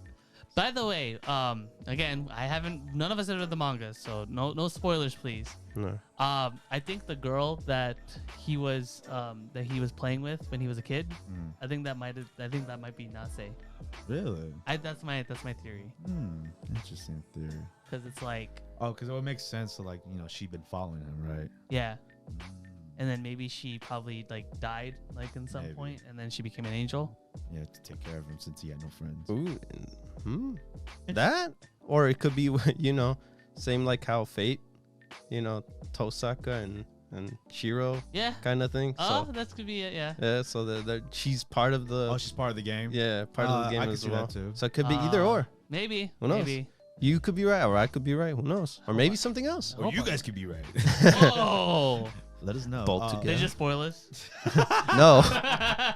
Don't do that. But yeah, rating wise, another 7 out of 10, man. Solid show. Yeah. Can't wait for more. See where it goes from there. Introducing the other characters. Yeah, I'm the same way. 7 as well. Again, the creator's death though, you guys are not disappointing. You know, I'm already hooked. You guys got me again after all these years. Yeah. And it's a solid 7 as well for me. Yeah, 7 as well. I really enjoyed this first episode. We got introduced to everything again. Yeah. Everything was nice. Everything was compact. Everything. Just I need to learn more about this character since no time was wasted. No time was wasted. Yeah. Solid. It felt like it's just one of those episodes, those opening episodes where it felt like it was like a full hour. Yeah. Oh damn. Yeah. I feel like that much info and that much like world building was put in. Was handled really well. Yeah, very well. Oh yeah. I think so. And with that, we have to move on to our next anime. We have 86 season 2, and like the last one with Heike story. Episode 2. Episode 2. Season 2, episode 2. Technically episode 13. Yes. With like last week we covered the first episode of season 2, so you can hear our opinion about that. We'll watch that episode. But with that being said, episode 2, basically. No Lena. We're just with our original squad. With our squad. And living normal lives. Trying to live with society. They deserved it, man. Like, it's after all that they've been through in that first season. Oh. Yeah. Yeah. But, you know. The PST kicked in too, and they're like, we shouldn't be living these lives no more. No. This is not our life, you know. Yeah, because Kureha, as soon as you know she was out, you know, buying clothes and stuff like that, like they noticed that the spider mechs were like walking through the streets, and it's like it kicked in. Man, we can't be like this. Everyone. It was not just her. It was also the scar dude. Anju, Shin, all that. Yeah. But I like how everyone tried. Everyone tried to like, you know, live the normal life. Yeah. They didn't like, nah, I want to go back in the battlefield. Like, are you crazy? Like, you were forced. And the cool thing is that they spent a solid month. Yeah. They gave it a try. They gave it their best. But even so, like, they were still like I could be more. Like we could end this. Yeah. Like, we're more skilled out there. That's all we know. Yeah. And being here feels weird. It's like the you know, it's like an old grizzled like military veteran. Yeah, exactly. That's been out on like all these different campaigns and all that, wars and all that, and then all of a sudden be integrating back to civilian life. Like how do you automatically do that? Especially with what they've seen, especially with our main character. Yeah. Like he literally has that symbolism, you know, when they showed off his squad mates and stuff. Yeah. And they have their heads. They're just like kind of like carrying it and stuff. It's like, and like I like how like he does the action, like he's trying to like, you know, make them rest in peace, like what he has known from the Reaper. Yeah. He don't have his pistol. He's like, damn, like, I can't do it. Like this doesn't feel right. Like even like I like the point where the ass was like, yeah, he asked for like his scarf and his pistol back, but obviously we didn't give him the pistol back. Of course, you know, not military. They're regular civilians. And I don't know, this was handled very well. It was. Especially when it came to the confronting our dad-ish character. Yeah. And he had every reason like to sort of react. Like that's how I would react. Like you guys been out there forever. Like this is your opportunity. This is your reward. This is your freedom. We don't want your pity. Yeah, basically. Yeah. And that hit me like it hit him. Yeah. Especially with the little girl too. Oh, the little sister. Yeah, which is I guess the princess. Yeah. And well, she became a princess, I guess, in a way. Yeah. Which I like because it ties in to the end of the first season, last episode. Yeah. Which it makes sense with the other spider kind of mech where he said that weird saying, like, I'm gonna save you, princess. Yeah. And so they're hinting at this. Yeah. So good storytelling on that. Yeah, and she was like, oh, I'm sorry for you guys going through this and stuff like that. Yeah. But you're like, were you even born during that? Yeah. the age gap. I was like, what, 10 years ago? You're like 9. Yeah. So that was funny. But yeah, so they're going back to war. They're going back. But training to become officers. Yeah. Instead of becoming dogs. Because they deserve to come on. They lived through hell. No, entirely so. But that was the condition the dad figure gave. Yeah. You guys are gonna be officers. Like you guys are gonna have authority. You guys. We need you. Exactly. So we need you to enlist. I want you. Again, I'm just looking forward to when Lena does eventually see them again. I feel like it's gonna be a while. Yeah, I don't think like anytime soon. But that's what's cool about it so far, you know. It's two different stories. One little thing though, I like when Theo said, "How does these buttons work? I'm not used to analog." With the cell phone. Because they're used to the implant. And they all do it. They're all like, "Oh damn, I don't have the thing no more." It's just crazy. Like handler. Oh damn it. And like I like when you see his drawings. They're all like the little designs on the tanks. That's all he's thinking about as well. Yeah. So great details. On War, man. War never changes. But yeah, solid episode. Solid, yeah. So can't wait to see more. You know, this is everyone's baby. Yeah. There's this show, but you know what else is someone else's baby? Show. The highly anticipated next anime, Jobless Reincarnation. I was seriously try this time. Woo, man, it's been a while. Yeah, part 2. Part 2. Not season 2, part 2. And this anime, same thing. It's like, episode 12. Yes, exactly. We literally pick off where we left off. Yep. Part 1. Yeah. Where Rudius and Eris. Well, technically, the last season ended up as a what do you call it? Like a speed up, because time has passed. And now we're on the present kind of time, I guess. Rudius did mention that, Eris is 13 now. She's 13 now. And they got cool bands. The UN. Yeah. For some reason. Has a U and an N for some reason. I don't know. It was weird. But yes, Rudius never changes in his dirty thoughts. So always. So I'm glad it's still there, I guess. Never changed the character. And I'm glad that our boy, he was like, oh, you know what? The ocean's not that safe, so don't swim in there. Oh, that's really, Jared? Why? Come on, man. Jeez. Thank God. But yeah, it was interesting take when they introduced the whole situation with with the demon empress. Yeah. No, the funny thing is that this episode was trying to make it so you could see that the squad was gonna meet the new squad. Oh, with Roxy. Yeah. But they were in a different side. Nope. They just keep missing. Nope. Yeah. There's even a point where Roxy sees Rudius's group. Yeah. And she runs. Yeah, because of course her she knows that back in her village village that they're scared of this guy. Yeah, the super So that's why she never got close to it. She's like, gotta get away. One of them. No, but it's okay though. Rudiger doesn't. She doesn't bald. know. He doesn't have hair. Yeah. It's okay. She don't know. I guess he feels the aura. I don't know. Anyways, but yes, to the demon empress. No. And then is when he goes to God. Meet the God identity thing. He was so what do you call it? He was not it's gonna be Roxy. There's someone someone that's gonna help if you buy food at this stall and go this direction, you'll find a reward. You'll find what you're looking for. Yeah. Which me and David both thought, it's gonna be Roxy. Right, yeah, that's true. Which almost happened. Almost, but ended up not being Roxy. Ended up being because some smell was coming. Some flies were passing by. Yeah, someone's not showering. Yeah, it's almost like they're dead. Yeah. And Rudius just following the god's orders.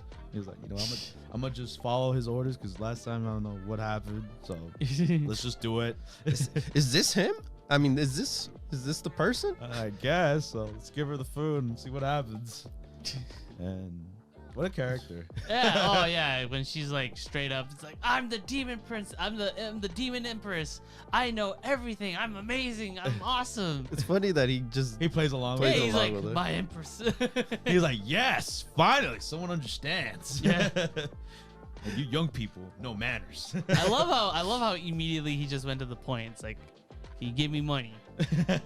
Oh, the stuff. Can you give me your body? Can you give me half of the world?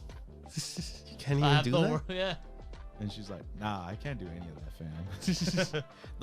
the body part, that was funny. That was gross, too. Anyway. No, but but it's okay. She has a fiance. Yeah, she has a fiance. So she remembered that. But, she had to remember. Yeah.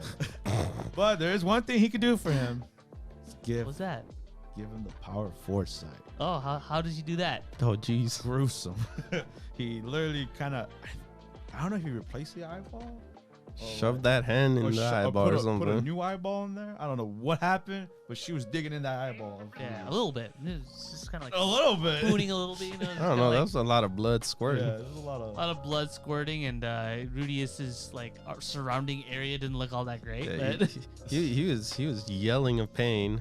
Yeah, for sure. But hey, he got the power of foresight, which is very helpful. Yeah, that's really powerful move for combat. You know what that means? He can see into the future. In a way. Yeah. in a way, remember. In a way. Oh yeah. In a way, because it works on Iris. Yeah, and Iris, she takes it like a champ. Yeah. At first, but even after that, right?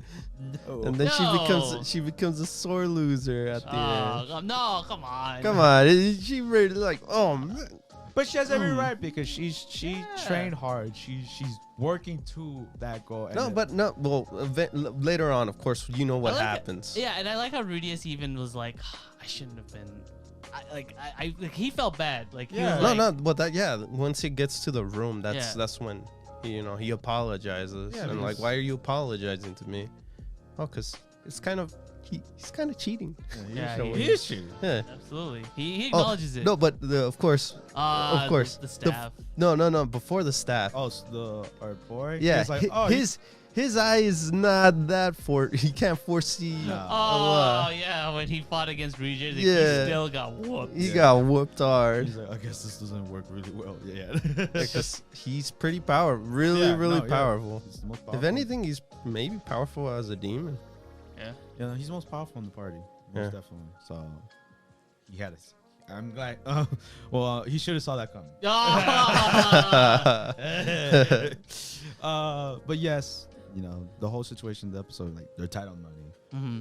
Money's not good, and the only way to maybe get quick cash is to sell the staff that Iris gave to him, and obviously doesn't want to do it in the face. And this is Omar was kind of upset with the comparison I did. But the comparison I did was with Remake. He was doing this on his own, so he was doing this solo. He was literally doing all these things he was doing. It was by himself. But the guy, of course, what's his name again? Oh, the super. Richard. Him. Yeah. He's like, hey, we're here for you, man. Ask for help. Yeah, ask for help. We got you, man. I was like, damn, I like you, man. Yeah. You're here for us. You've been with us for a while. He even says it, like, how long have I been with you, man? Yeah, that's true. A year. Yeah. A year. That's a long while. Yeah, so he's like, you still don't trust me? I was like, damn. We're still back at square one. Facts, man. And then you're really going to trade in the staff, the one that she made for you? Yeah. How do you think she's going to feel? I was like, damn. Bam, facts. Got him. Man, he needs to find a way to make quick cash, man. I know, but he's doing it by himself, his own way. Yeah. And he's not supposed to do that. He needs to get out of his bubble and he's got to do this on his own. Yeah. Yeah. They're a unit, they're a group. Yeah. They're the UN, like you said. Yeah. Yeah. But yeah, solid episode, honestly. Are we gonna encounter Roxas? Who knows? Roxas. I mean, not Roxas. Roxy. I'm sorry. No, you got something in your mind. I do got something in my mind. Maybe in an episode, maybe 2 episodes. Who knows? We'll see. I hope so, man. Yeah. She's adorable. And the elf guy, and I mean the elf girl, and the dwarf guy. Yeah, Sophie. We'll see her. We'll see what those characters are all about. And obviously, you know. Well, I wasn't talking. And Ghislaine too. Ghislaine? Yeah, our shredded. Oh, well, like I told you from the ending itself, it kind of reveals, like, in a way, like there's a time skip too, where I feel like they grew up a bit. Oh yeah. That's gonna be inevitable. And that's when we see the elf chick. Mm-hmm. I know. I was talking about another elf chick, the one on the ship. That's with Roxy's group. Yeah, you're right. Yeah. And then I don't think we need to give ratings because season 2. Obviously, we're in for the ride. Yeah. Just look back on what was it, summer? Was it last year, right? Was it last year? Yeah, it was a while. Yeah, it's been a while. It feels like we never left, basically. Like it honestly feels like it's just as good, honestly. Yes, a great start. Yeah, great start. Glad that we're back, and it's gonna be we're back, baby. Another season of greatness of Isekai. And with that wraps up our fall animes for now. There's a couple more that didn't show up as the time of this recording, so look forward to that for more of that. But with that being said, we have our leftovers from last season, and one of them we have to say goodbye to. It is What If? What If? Finishing that leftover. Yes, episode 9. Last bite. And also I want to mention Josh also left his review for this show. Stay tuned. We'll also put that out there. It's funny because the title name is called The Watcher Broke His Oath. What if the Watcher broke his oath? In a way. But yeah, What If? Episode 9. Obviously, this is basically part 2. This is part 2, but in a sense, it's part 9. Oh no, it's 9 episodes, right? Yeah, 9 episodes. Part 9. But Avengers assemble in a way. Multi-universe assemble. No. What did Thor say? The Guardians of the Multiverse. Yeah. So from what we thought it was just gonna be, Doctor Strange joining the battle, it ended up being everyone. Yeah. From all the What If episodes we've seen. Yeah. The Watcher calls upon all of them to come. Except one, because we were. One was really random. Like Gamora, just shows up. Yeah, you guys. Well, I keep forgetting which Gamora is this. We don't know. We don't know. She just she's not in a certain episode or anything, but she's a good girl. And her personality was also kind of sort of different too. Yeah, because she had her father's sword, kind of Thanos' sword. But she's working with Iron Man. Yeah, I don't know. It was very weird, but she was cool. Cool aspect, for little screen time she had. But her major thing was the Stone Crusher. The Stone Crusher. Yeah. But we'll talk about that later on. But our Watcher man gets everyone together. And Thor from the episode 8, right? Yes. Oh yeah. Defending Vegas. Was it 8? No. 7. Yeah. The party one. Yes. Defending Vegas. Viva Las Vegas! And it was there was some choices that was kind of obvious, Captain Carter, coming to help. The beginning part was the Captain Carter thing. Captain Carter, T'Challa, from the Star-Lord episode. And What If he was Star-Lord? And Michael B. Jordan. That was the random one. Killmonger, Yeah, Killmonger. It was mostly to set up what happened later. Yeah. I feel like that's the only reason why. But I think the Watcher itself is maybe he wants to a way to redeem himself from his thing. Or maybe, I mean, yeah, I can see that. But I also think because since the Watcher and Doctor Strange were kind of tight, and they were I feel like they made a plan. It's we don't need somebody the wild card, which was Killmonger. Yeah, I think so. I think that's the kind of vibe I got from the Killmonger. This is weird because I feel like MODOK could be the wild card in a sense. Yeah, that's true. I mean, that was the only option that the Black Widow in that world had.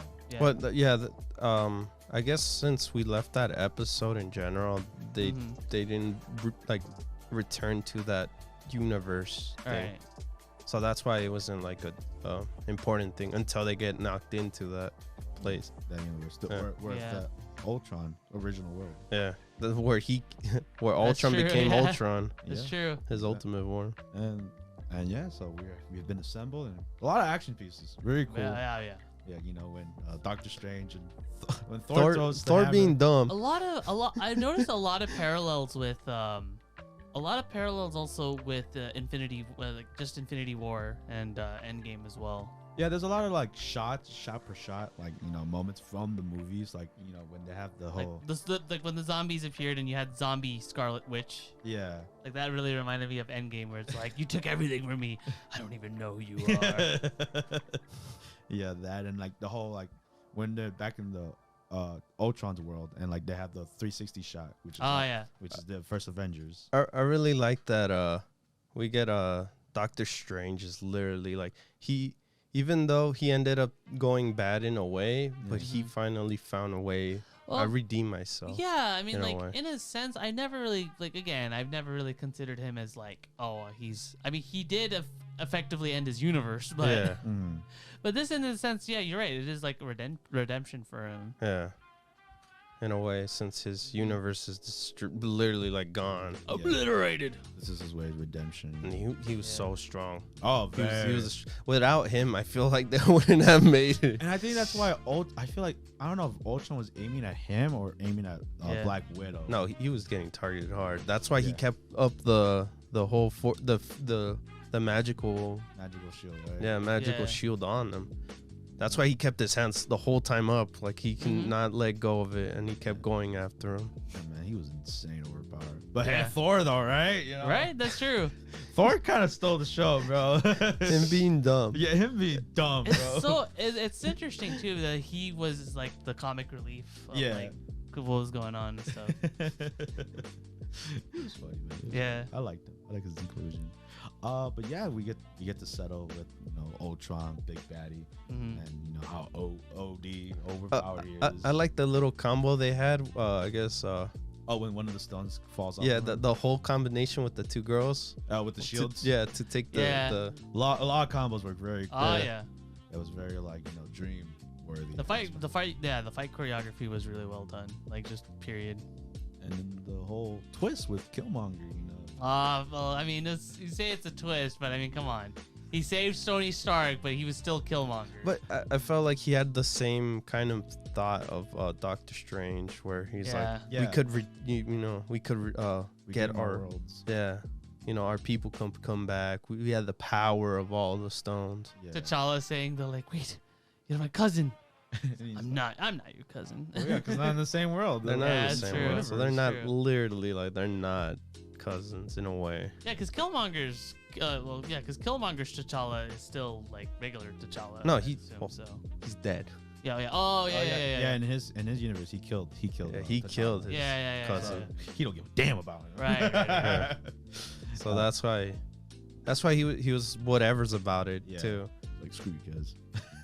Everyone was like kind of in a way pain. Like, maybe he's saying something, but T'Challa's like, nah, don't do this. Yeah. It's not worth it. Don't do this, cousin. Yeah, don't do this. It's not worth it, man. So, you know, at what cost is this gonna succeed? You know, so when he gets the stones. Oh, I forgot to mention, like, when the arrow hits. Ultron, that was really cool. That was a cool shot. You know, it kind of paid homage to, you know, when Hawkeye did his cool shot. Yeah, that's true. Yeah, that was the final shot, man. It was very cool. And it affected Ultron's the inside, and then MODOK got in there, and MODOK wanted the stones as well. Yeah. You know, bad guys being bad guys. So it was an infinite loop in a way. Yes, because that's what Doctor Strange and the Watcher planned to make a little universe between Killmonger and MODOK/Ultron. Did they plan that? I feel like they did plan that. Yeah, because that's when the Watcher intervened. Yeah, that's true. I mean, he already intervened. They're gonna hang out together at the end. Yeah, if there would be a season 2, I feel like that Doctor Strange is cool, man. Yeah. Yeah. Oh yeah. Very cool. So I would love to see more. Superior Strange. Yeah, Superior Strange. Oh, my bad. How dare I? And his cape too. Oh yeah, his cockroach cape. Gross. And since Ultron's been solved, everybody goes back to the universes, right? Yep. Yeah, everyone lives happily ever after in a way. Yeah. Except for one. Yeah, the one that got screwed over, Black Widow. But hey, if you guys ever see, I like the whole thing. Like, I'm not going back. I'm not going to that door, but it's a metaphorical door. No, I was gonna say I like how like Ultron's Black Widow is basically Future Trunks in Dragon Ball Super. Ah, yeah, that's a good comparison. Yeah, good one. Yeah, I didn't think about that. Because it's like, oh, my world's done, but hey, I could join yours. And thankfully. But the title of the episode makes sense now. Yeah. He broke his oath because he can't intervene. He can intervene in a way where he actually does intervene with the timeline, because he sends Black Widow into that universe. Right. There is no Black Widow. Yeah. So. But my theory is that this is the main timeline without Black Widow. And I'm gonna say no, and let me tell you why. Because who's attacking them right now? It's Loki. Yeah. And when did Loki attack them? In the future, Yeah. Sure, man. Yeah. What period of time is this though? That's true. Yeah. I mean, it could be either or. Hey, what if, right? What if? No, it's not what if. No. This is the truth. Timeline, come on. No, it probably is. Maybe. What do you guys think? It's a what if. Oh, that's second season. That's the title. Maybe. Jeez. Why not? Why not? Yeah. There you go. Why not? Yeah, that was what if in the entirety. There was a little credit scene with where Agent Carter gets her happiness, and then when she sees that they had Steve Rogers in the Iron Man suit. Yeah. Which was cool. It's kind of like what Steve Rogers in our movies. Yeah. What he wanted. No President Steve Rogers though. Wish lit. That one died. Oh, you're right. Well, thanks a lot, David. Remember, you can't save those universes. They were destroyed. But yeah, that was what if. What a ride. What a interesting ride. I was expecting just this to be an episodic thing, and that was it. Yeah, it was. That was the bait and switch. It started off that way, and then all of a sudden the Thor episode happened, and it's like, who are these guys? More like the Watcher itself evolved these episodes in a way. Character development, baby. Yeah, very much to the Watcher. Yeah. Because he would have never intervened until Ultron punked on him. Did you say that technically he was like the main character in a sense? Yeah, he was. Yeah. I mean, we were like the Watcher. We were watching it with him, making our popcorn. Yeah. That's making your popcorn. Yeah, that's that scene too. I was like, damn. Yeah. The whole you've been seeing us. You've been not helping us. You were doing all this stuff and not can't intervene. It's my oath. I know, but it sucked for him. I know. Yeah, I was like, damn. It's like he has to see what happens. He'll keep their stories. That was his only defense. Stories precious to him. Yeah. But yeah, that was what if. I really enjoyed it. Yeah. Same here. All right. Rating. Yeah, I had a fun time. Like I was with David. I thought it was gonna be like an episodic kind of thing, and If anything, it would have been like a small score for me. If it would have continued that route. Because later on it's kind of getting dull. It's kind of getting like, oh, okay, nothing's gonna get solved from here. Mm-hmm. But I like the whole aspect of the Watcher finally intervening, and he was getting punked on by Ultron, and he needed the help of every story that came in. Yeah, like even the zombie episode, he used the zombies. No, yeah, and it's funny too, because also that scene also got intervened too when they were on the ship, and then all of a sudden, you see Thanos with the glove. Oh yeah. That was randomly, but then Thanos gets placed in the other episode too, and that's when he gets slashed. Yeah. So yeah, in a way, it was connected in a small smidge things, but it was cool. Oh, sorry for jumping. No, it's cool. But yeah, it's cool. Even if it didn't have that, I like the stories that they told. Captain Carter becoming Captain America, or like, Doctor Strange was probably my favorite episode. His whole story, like, what if instead of losing hands, he lost his loved one? Yeah. There was some didn't land, like, the Thor episode. Oh, jeez. It was very. It had Howard the Duck. It was very sad. Howard the Duck was on the other ones too, or another one. He showed up time and time. I really feel like Marvel really wants to do something with that character. Trying to tell us something, man. Howard the Duck too. Oh. Yeah. Continue. I'm sorry. We're sorry. But yeah, very cool. I mean, if you're a fan of the movies, you're obviously gonna be a fan of this. Mm-hmm. Oh yeah. And I was so. I'll just keep it short. 8 out of 10. I really enjoyed it. If they do a season 2, I can't wait to see the stories they tell from there and how maybe they all get connected in the end, like they did this, or do something different. Yeah. Maybe the Watcher dies. I don't know. Who takes the Watcher's exactly? place? Who becomes the next Watcher? Us? Oh, jeez. But yeah, that's my rating. Very cool, and I would highly recommend it. Yeah. So going in, it was kind of like hard to gauge how far they would go with their what if. But honestly, I feel like they did a fantastic job in just kind of like varying it up a lot, just kind of seeing where things were going to be placed, who's going to be what. I had a lot of fun time with it, especially like the last batch of episodes and such. They really stuck to my head, in terms of kind of like what happened and everything. It's like, ooh. The Ultron stuff was just wild, and it was really nicely like interwoven like with everything that went on. I'd say 7.5 out of 10 for me. Nice. It was really solid. Hope to see more of this stuff real soon, and hopefully I'm hoping that it gets nicely integrated into kind of the main stuff too, with the introduction of the Watcher and all that. So. Okay. David? With me, I guess the five episodes right off the bat are more like episodic, in a way, and you see the stories and stuff. It's kind of similar to the movie, or the movies they portrayed, I guess, the characters on, but just in a different what if, yeah. And then once it started getting a little bit later, it started where the Watcher was getting he was putting more input into it, to a point where like I said, like Omar said, Doctor Strange was a good episode, because that's when you see we see more of the Watcher getting like more. You get more from the Watcher in this episode than the previous ones. Yeah, because Doctor Strange interacted with him. Yeah, which is cool. And you could see, oh look, I can't deal with this universe, so I'm gonna just let it go, because that was I guess the first time he's like, I'm just gonna let it go, I can't intervene. And that's when it started changing after that. And the Thor one, of course, was the I guess it was the funny haha one. And it lands the comedy in the last episode very well. Yeah. I mean, come on, Loki is a big blue guy.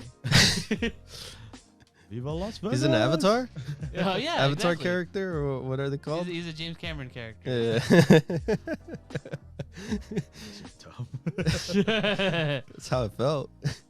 But yeah, so I give a 7.5. All right. No. Pretty much all this. Oh, well. I was the higher one. Now we're gonna read Josh's review. Yeah, that's what I meant. I'm like, oh. We'll see what he has to say about it. What does he gotta say, bro?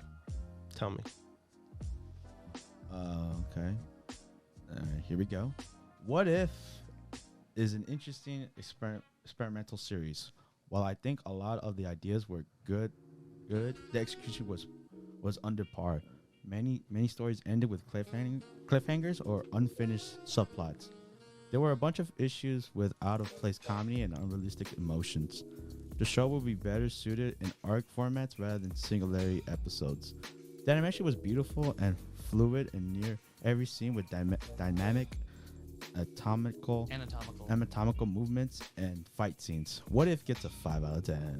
Oh, it's pretty good for Josh rating. Yeah. Very such so. I was expecting lower. Yeah, I like how Josh gets his own like kind of like pseudo like set of like, oh, the Josh score, it's like, oh, it's a 5 out of 10 for Josh. That's pretty good. I mean, if you guys don't know, Josh is he has his ratings. Oh yeah. So if you watch the show for a while, you know how he rates. Josh is an integral part of the show, which unfortunately he's not here this episode. But he can set the balance really. Yeah, and hopefully he'll be here for next week. And hopefully.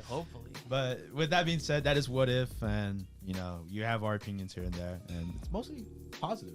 Yeah, mostly positive. And check it out. Check it out. You have a day off. Pretty short, honestly. Of course, if you know about the Marvel.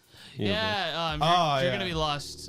This would feel like main canon stuff if you have never seen any Marvel movie, but I'm pretty sure there's not a lot of you out there like that. So yeah. And with that being said, we move on to our next anime. We have Fena, Pirate Princess, episode 9. Woo. And this one was a slow one. It was a slow one, but it was necessary. We got plot. It was heartbreaking. It was very heartbreaking. So I have a question before we continue. Has your guys' thoughts on Abel changed after seeing this? No, I already knew he was crazy. I mean, the crazy part, yeah, but do you sympathize with him is what I'm saying. Kind of not, in a way. I get why he does the actions he does. Yeah. He's done so far now.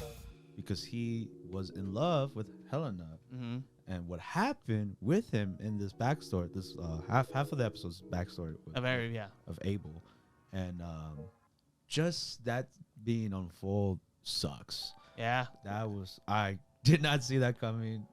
If I could say anything about this episode, that threw a left curve. I figured it was like because I guess up until we saw the backstory, I figured it was just like a regular.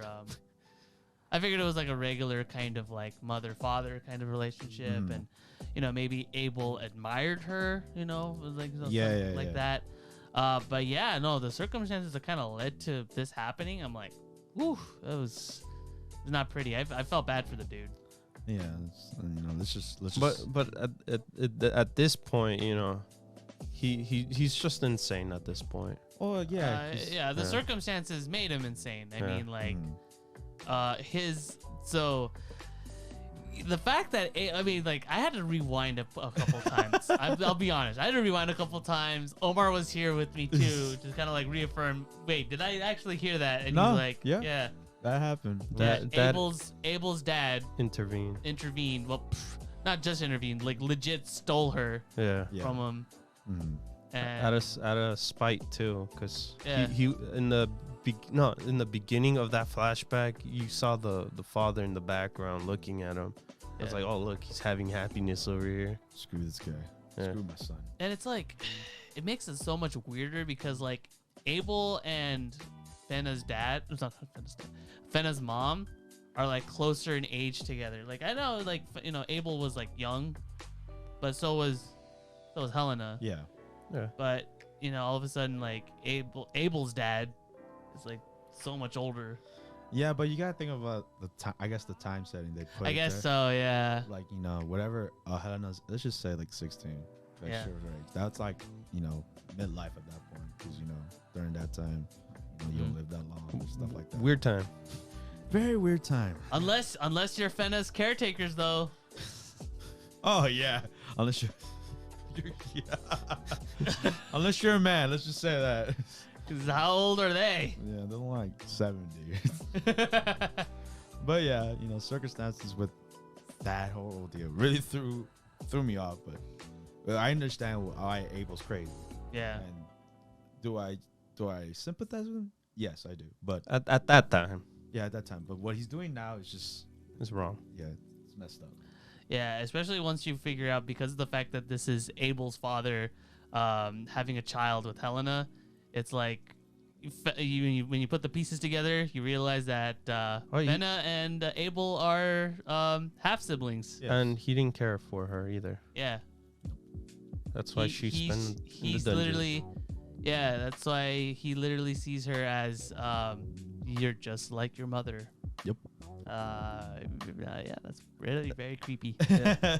and it sucked too that the father itself, kind of like you could even tell like what happens too, because he ends up taking the kid, taking care of taking Fena herself too, and you know, kind of growing with her in a way. Yeah, that was the weirdest thing too. I'm like, oh god, why is this man doing this? Now we realize that the father was also technically the bad guy in a way. Yeah, it's so weird because like when I first saw Fena's dad and like, you know, the flashbacks and stuff like that, you think of like the typical dad. Yeah, you know, he would do anything. Sacrifice. Yeah, it's like he wanted to protect her. You know, it's like, you know, go to Eden and stuff. It's so weird too because like I don't know, I feel like Fena's dad didn't look that old. No, he didn't. He looked pretty like regular, right? Like 30 maybe. Yeah. Anything. But now you realize, because like when Abel, I don't know, like I'm like my mind is like putting the pieces together, and like Abel was already like almost like an adult pretty much. Yeah. By the time when Helena got killed. Yeah. Burned alive. That was sad. Joan d'Arc. Yeah, Joan d'Arc. She's pretty much Joan d'Arc in a way, how she died. Oh, and how she died, not how she lived. She didn't fight. As far as I know, Helena didn't fight any war. Damn, that would have been cool though. For the name of God. Or maybe she took that history from her. Oh, maybe that history was like altered. Yeah. Oh damn. So that's why because she was burned like a witch. You know. That's all coming together.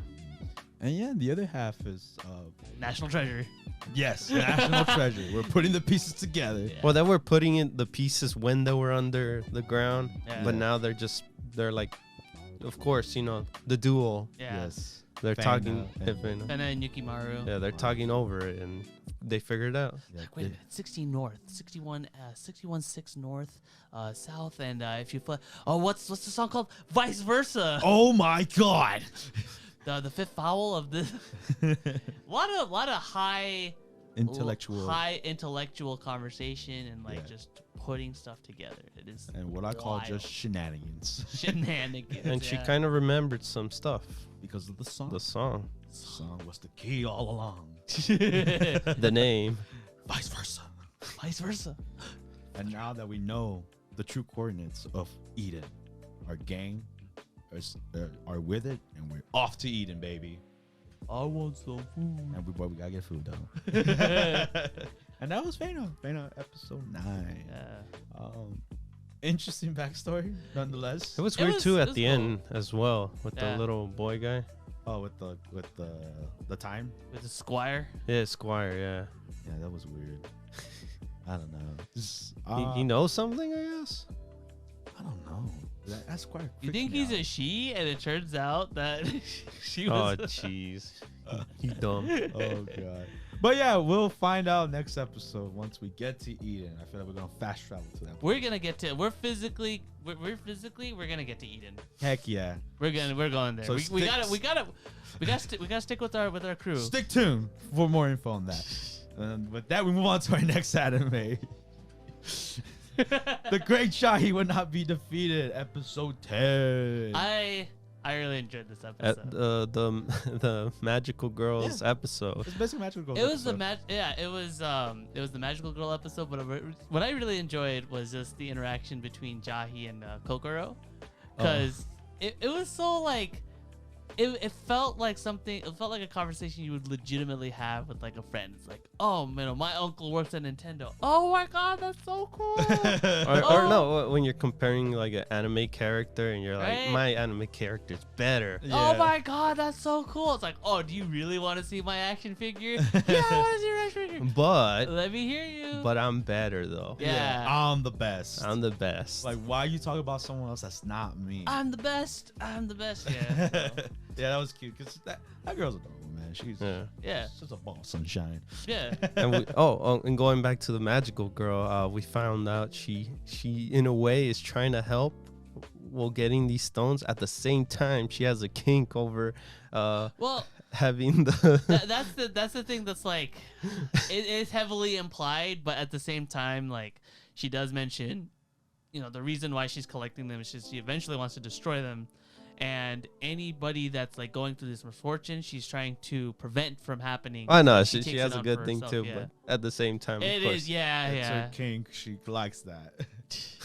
Her heart races, you know. She it's like Goku when he fights like a really tough it's more like Goku. It's more like darkness getting hit. When he fights a really strong opponent, he's like, oh man, I'm getting excited. No. It's more like darkness when she gets turned on by getting hit. Or like Sonic, you know, it's like, oh my God, this is happening. We are not referencing Sonic. But yeah, I like the whole work aspect as well. Like she's like, I don't want to be at work. This sucks. I hate that you made me like this. Oh my goodness, that hit home. That hit home.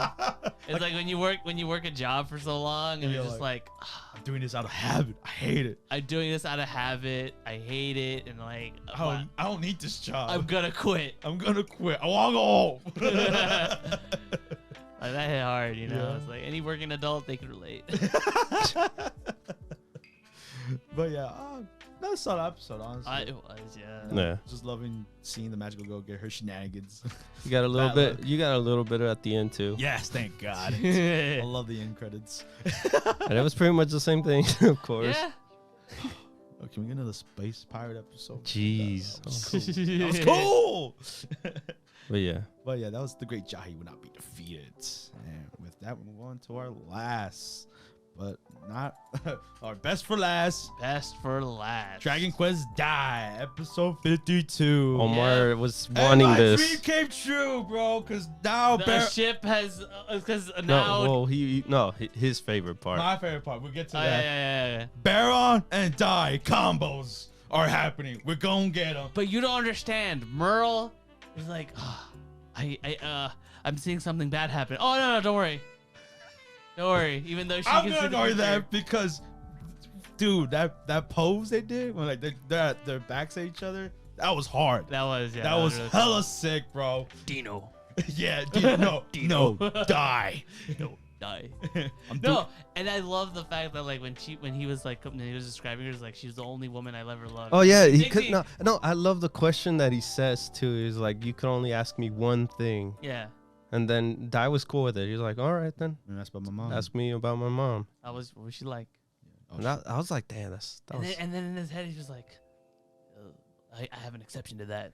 And you know, it's because Dai loves the sun.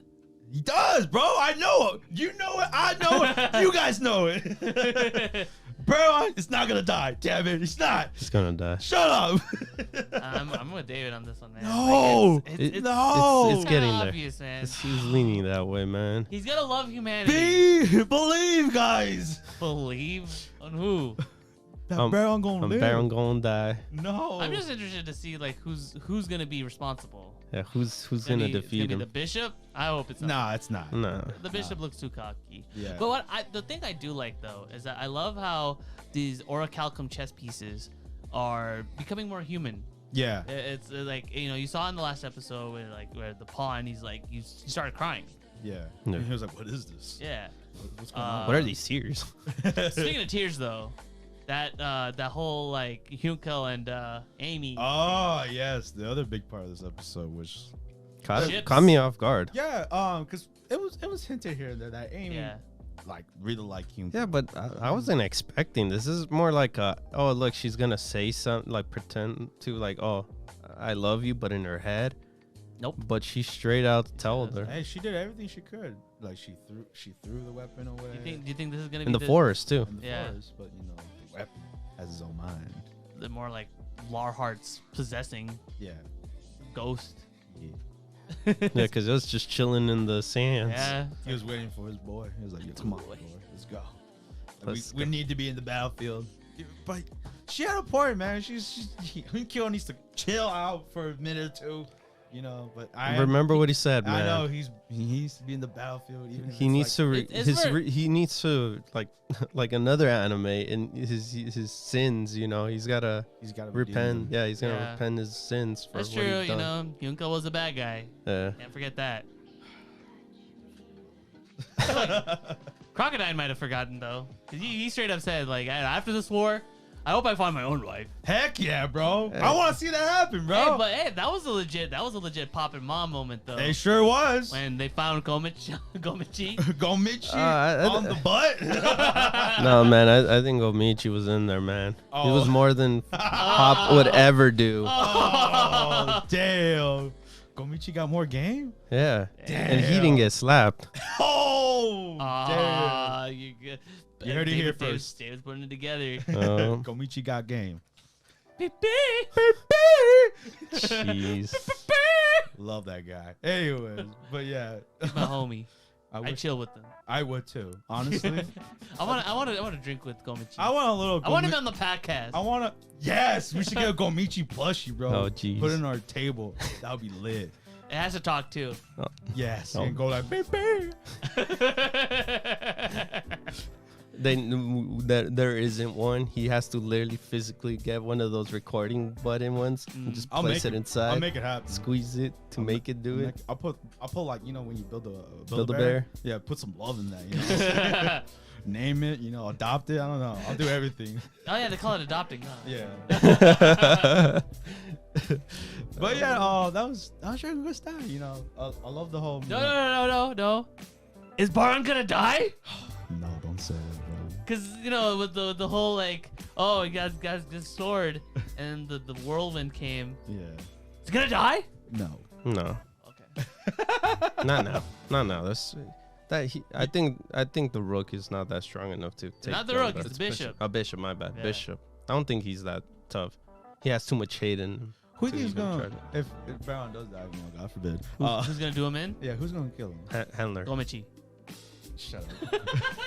I think Handler. You think Handler? Yeah. I think King Vern. Like he'll show up out of nowhere and just. I think he'll do a cheap shot. That's why Kilvern would do a cheap shot. No, I feel. Oh, Kilvern would do a cheap shot. Yeah. I don't think so. He's just chilling in the back. I feel like he'll be like the final villain. Kilvern? Yeah. Okay, I feel like. Here's my theory on the whole Vern situation, right? I think Vern, Kilvern, and Mr. Vern are all Vern. Whoa. Oh, like they're all part of him. They're all part of him, yeah. Because you don't see their faces. That is true. I didn't put two and two like that. You didn't notice their names? No. I really didn't. I dumb, bro. So, I watched Dragon Quest die for the action, baby, you know? And I've been away for like 12 episodes? Hey. I'm not perfect, all right? I'm just a hashtag Team Pop all the way. But right now I'm hashtag Team Vern being, not Vern, Team Baron being alive. Whoa, Vern and Mom? No. Whoa, okay, hold on a second. But yeah, we'll see what happens next episode. I can't wait. And that's Team Vern. Great episode. Yeah, great episode overall. Yeah, oh yeah, it was legitimately a great episode. So we'll see from there. And that wraps up the animes for this podcast. Or does it? Because they're news. Well, that wraps up for the anime. Yeah, it does. I'm sorry, I wanted to be dramatic. Or does it? Or does it? Shadow drop anime. New challengers approached. We'll get to that. No, but we're gonna start with anime news, which we have is Dragon Ball Super superhero teaser trailer was dropped at New York Comic Con. Yes. Yeah, New York Comic Con. So that was cool. We got to see it, and we knew it was gonna be different animation style. We knew, but were we prepared? Some experts would say not really. And who are those experts? It's us. We weren't ready. It was the concept of it was kind of cool because the Red Ribbon Army came back. They're back. Yeah, back in the force. So I'm curious what they're gonna do with that. And what else? The characters too. Yeah, so we got introduced to like the new characters. It was obviously on the poster. No. You know, you got Piccolo, Goku in the middle, but who are these two dudes? Well, if you've seen Cat in the Hat, then you should be aware that he has two minions, and they're called Thing 1, Thing 2. These guys obviously aren't called that, so they're named Gamma 1 and Gamma 2. Yeah, so I want to see what the whole aspect is with them.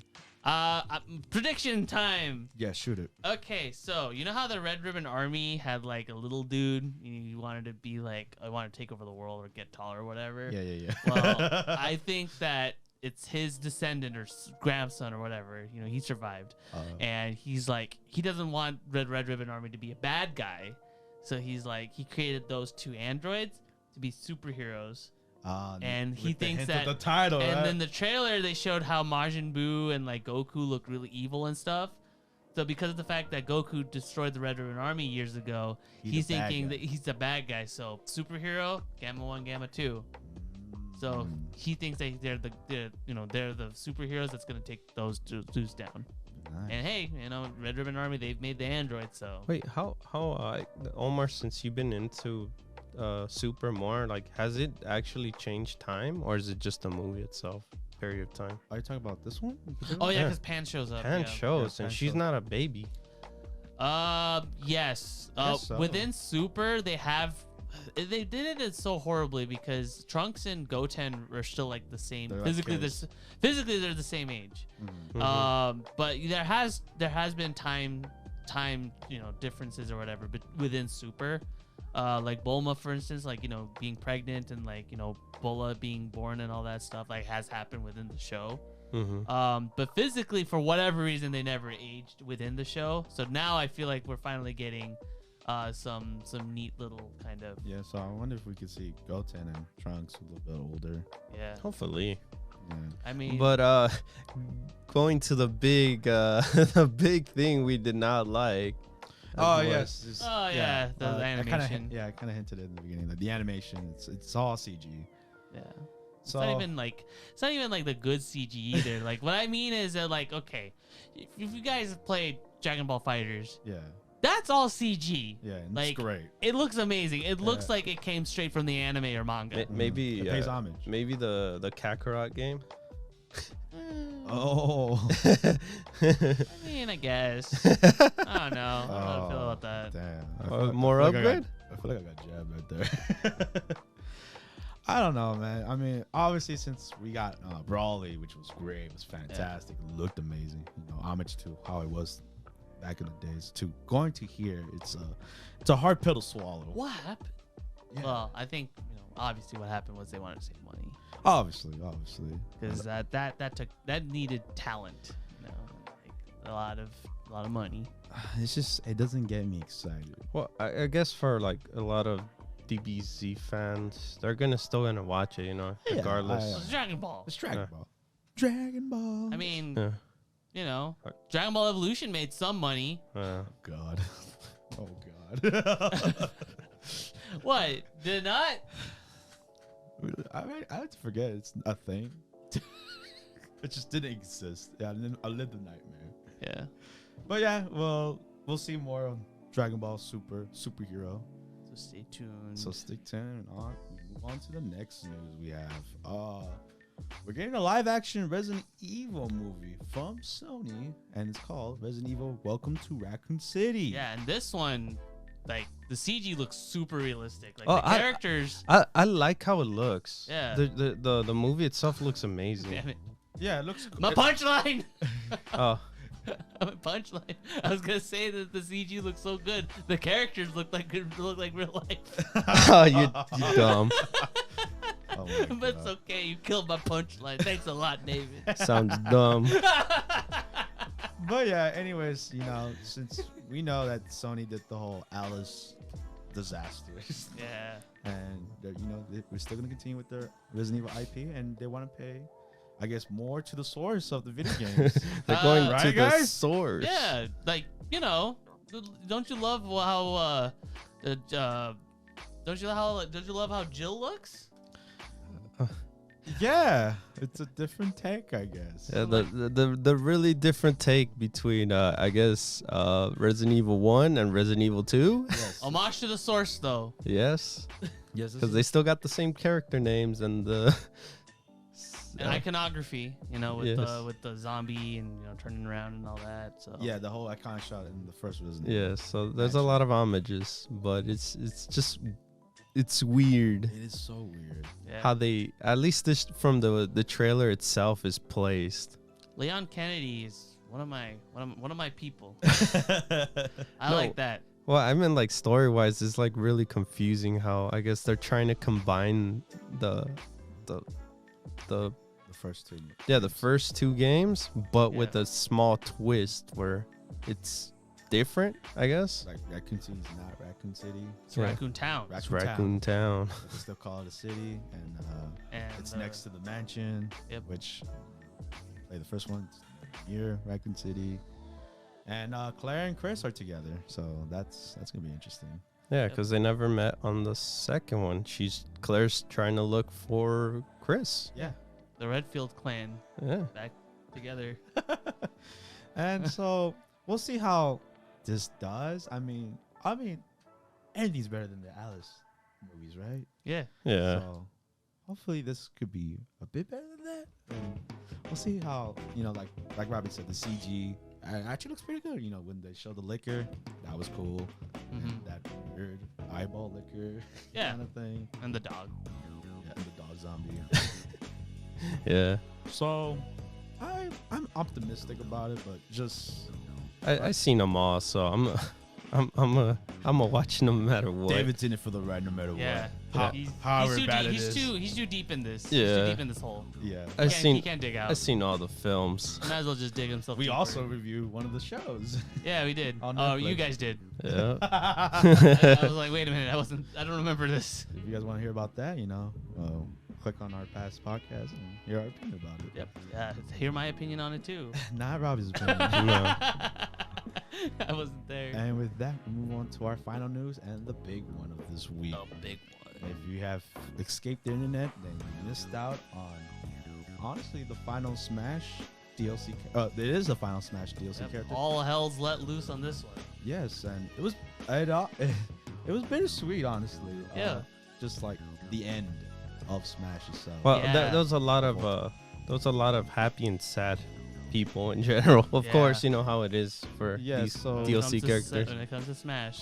So the big reveal with the big character Was it? that they saved for last was Doom Guy. Can't believe it. Yes, Doom Guy's in the Doom game. Guy. When they did that first person view and it's like all of a sudden you see the gun and everything. Like, that was a nice homage. It was a nice, amazing Mii fighter skin. Yeah. It was Right next to the Splatoon character. It just goes to show if you hunt demons, you're gonna be a Mii skin. Heck yeah. Dante, Nice. Doom Guy, Doom yeah. Guy. In the disappointing areas. All right, the disappointing list. The real character was Sora. Yes. Sora. Kingdom Hearts. If you would have asked me 3 years ago, Sora would be, Oh my god. be in this game, I would have called you a dirty liar. That would never happen. You're living in a fantasy. Well, guess what? In a Final Fantasy? Yes, in a Final This fantasy is now because our final character for this fantasy is Sora This Sora from Kingdom Hearts. from Kingdom Hearts. All of them. Yep. All of them. Which is it's cool. Honestly, I'm not a big fan of Kingdom Hearts. Obviously, this podcast. He's a small fan. Sakurai too, man. Yeah, but Hey, he's played all the games though. But the struggle he had to do though, that was a big that fit for that him. is the big Because if you guys don't know, Sora is not only owned by Square Enix, but Disney as well. Disney as well. So You know that's, how Disney plays. It's weird because it was like it's developed by Square Enix, but it's owned by Disney. So it was a weird kind of, oh look, I Legal gotta thing. talk to this person while talking to this person. Hopefully he agrees to what I do, and then if he doesn't, it's a big hassle. Yeah. This, all I'll say this is that in the future, if this game, I don't know how this game will ever get a re-release. we'll get to what we probably think eventually later on, but in 20 years. but with Sora himself is like, oh, it's fine. I don't think he's I think it's good for I think it's perfect now. for what it is because he's a simple character. He reminds me of Banjo, how people wanted Banjo. It's pretty clean too. Yeah, And this was it's simple. what are missing. Hey, those songs are missing though. Yeah, Of course, because they're owned by another company. another industry. Yeah. That's Yeah. that's another pickle over there. Yeah, and obviously So. the absence of Disney characters, so Donald and And my sanctuary too. yeah. Yeah. But yeah, Sora is cool. I think he's cool. I think it's a fitting end to the second season. And then I think the reason why they agreed to just Sora himself is the fact that I don't think they want Disney characters to actually like do anything in like violence. I think that was the thing that like because I remember a long time ago. Yeah, this was when Smash. Well, no, even before that, like originally, Square Enix actually went back when they first made Dissidia. They actually wanted to have Sora as a guest character in Dissidia, but the reason why was because I forgot who it was. I think it might have been the name on the screen for the guy that made Kingdom Hearts. Nice. I can't remember it. He said that he didn't want Sora or Sora and friends to fight. Oh, you know what? No, Dissidia was actually originally a Kingdom Hearts fighting game. Really? Yes, that's what it was. That's what I was remembering. Yes, it was originally a Kingdom Hearts fighting game, but they didn't want Sora and like Riku or whatever fighting against each other. So they retooled it as a Final Fantasy fighting game. That's what it was. That's what it was. So yeah, there was the whole debacle in general, like having Disney characters, actually fight, Yeah. Because Disney doesn't want that. Disney's a big company to work with. It's just a disaster. But hey, they made it work. You know what? Even he was shocked when he revealed it. He was like, Nani? Yeah, that's why. Because Sora was a thing that they wanted on Smash 4. Oh yeah. Yeah. Because they finally revealed it after 6 years that he was the number one. Sora was the number one pick for the Smash 4 ballot. And you know what? That was pretty smart not to reveal like anything else, because that would ruin reputation for those other characters. Do you guys remember who actually made it from the Smash ballots? It was Bayonetta. Bayonetta, yeah. Yeah. So a lot of characters from there were grabbed from there, especially too. I can imagine King K. Rool, Banjo. But you're not gonna know what place they came in, since that's gonna ruin like, oh look, Minecraft is higher than something else. I do eventually want to see eventually I want to see like a full list of who what the places were for the ballot. That would have been cool. But I doubt it though. Yeah, I mean that's already lost. Pretty sure there's still because I'm pretty sure there's still like a few within the ballot that's still that's not in the game. Like Luigi or Goku. Yeah. Yes, definitely. But yeah, the trailer itself with Sora, I just wanted to mention it fit really well with the song. The magic in the air. Oh, he kind of cheating though. One more thing with the Smash ballot. You guys want to know who I voted for way back when that ballot was around? Shoot the text. Hector from Fire Emblem. Heck yeah! Imagine it was another Fire Emblem character. I would have lost my marbles when I saw that. But guess what I voted? Who did you vote for? Shantae. Hey, she's in it. Yeah, she's in it, bro. No, but that was in the list. That was mine. Vote for? I don't think you did. I didn't vote for it, but you didn't vote? No. This is the reason why this happened then. You didn't vote. But if I would have voted, I would have put like a Resident Evil character, or could have made it in, right? If you just voted. Or Goku. You want a Jinsei-sama, huh? Just like. Heck yeah. I wanted someone. Well, we got Kazuya, so that's cool. But yeah, talk about the trailer. And obviously the iconic shot that I think it hands down is gonna be remembered 10 years from now. Is freaking Mario shaking Sora's hand and the whole crew watching. Yeah. That's I don't think you could top that. Nah, that's a shot for the ages right there. Yeah, it even for me, that's not a Kingdom Hearts fan, I felt the impact. I was like, oh damn. They're gonna make posters out of this, right? Yeah. Posters I will. Yeah, probably. Yeah. That's hella dope. Yeah. Oh, and now that all the DLC and everything is out, they have the full banner of all the characters. Yeah. It's everybody's here. Oh, I know they're gonna do something with that. Yeah. So I wonder if the game's completely done. No more updates. How's Sora gonna? How's this patch? How is this character gonna play? It's gonna be another Bayonetta, baby. Oh, that's true. Cause he's very fly. He really recovers like crazy. his side B is like wildly. Hey, it's like in the game, bro. Honestly, because like, did Bayonetta Smash 4 Bayonetta? Did she ever get any patches after? She got no. She was unnerved. She was free. That's why when tournament wise, a lot of people said she killed the game. Yeah, just like how the last Smash 4 DLC was like, yep, that's it. That's all we got. And now Sora might kill the game too. We'll see. We'll see. I mean, hopefully he is probably like the lightest. He's light. He's coming out on the 18th, which is like a week from now. So and the Doom skin. And the Doom skin. Not the Doom song though. The Doom skin might actually shake up the meta. Who knows? I hate you. Yeah, same thing with the Shantae skin, right? And the Dante skin. And those are out already. So. And the Cuphead skin. The Cuphead Tay skin. And Sans from Undertale. Sans Tay. Which some people did play that character. Yeah. I wonder why.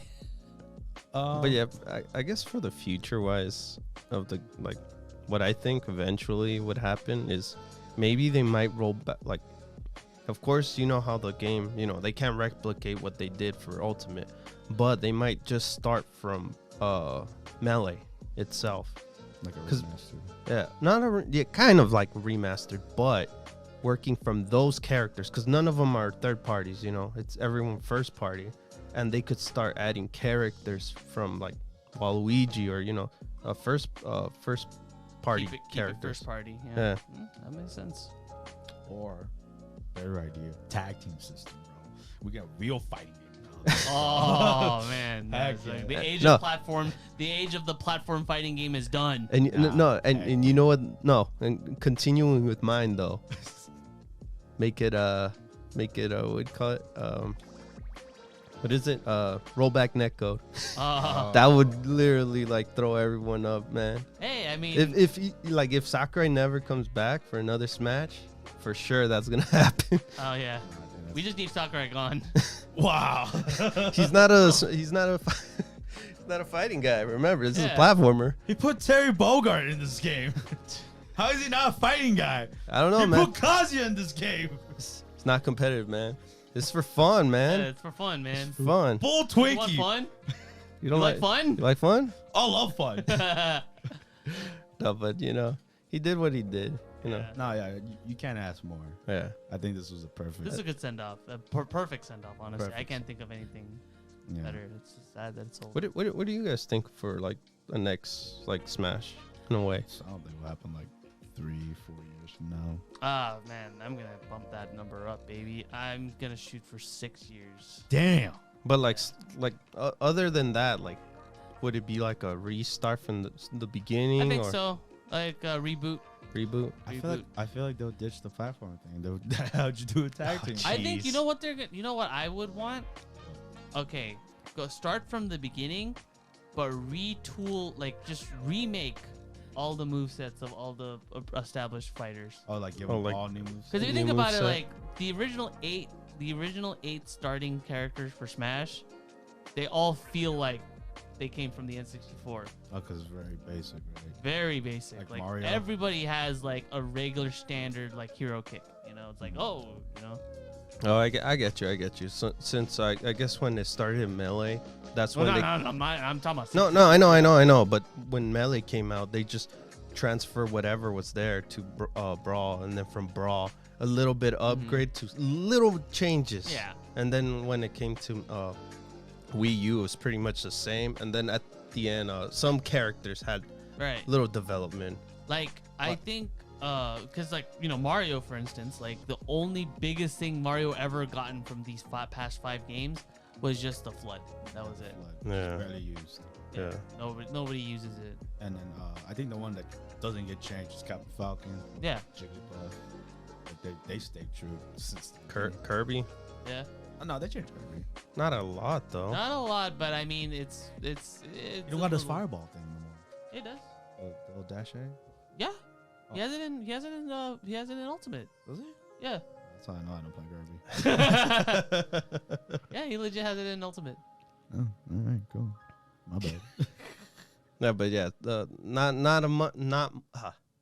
as much change. But they have new video games.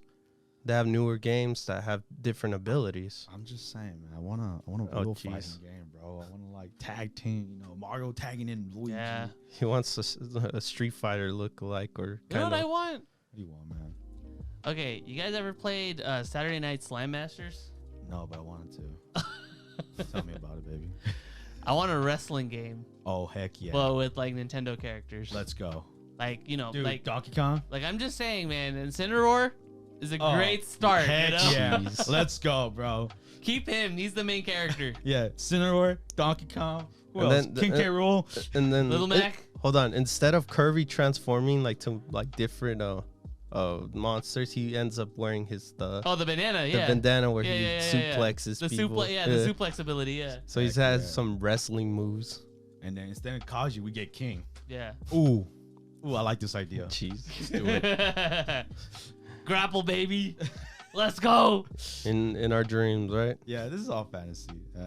Final Fantasy. Hey, what do you guys think? This was just reminiscence. Who did you want? Well, what disappointed you the most when it came to the roster? Steve. Oh, this wasn't for me, right? Yeah, that's asking everyone. My bad. Yeah, everyone. Steve.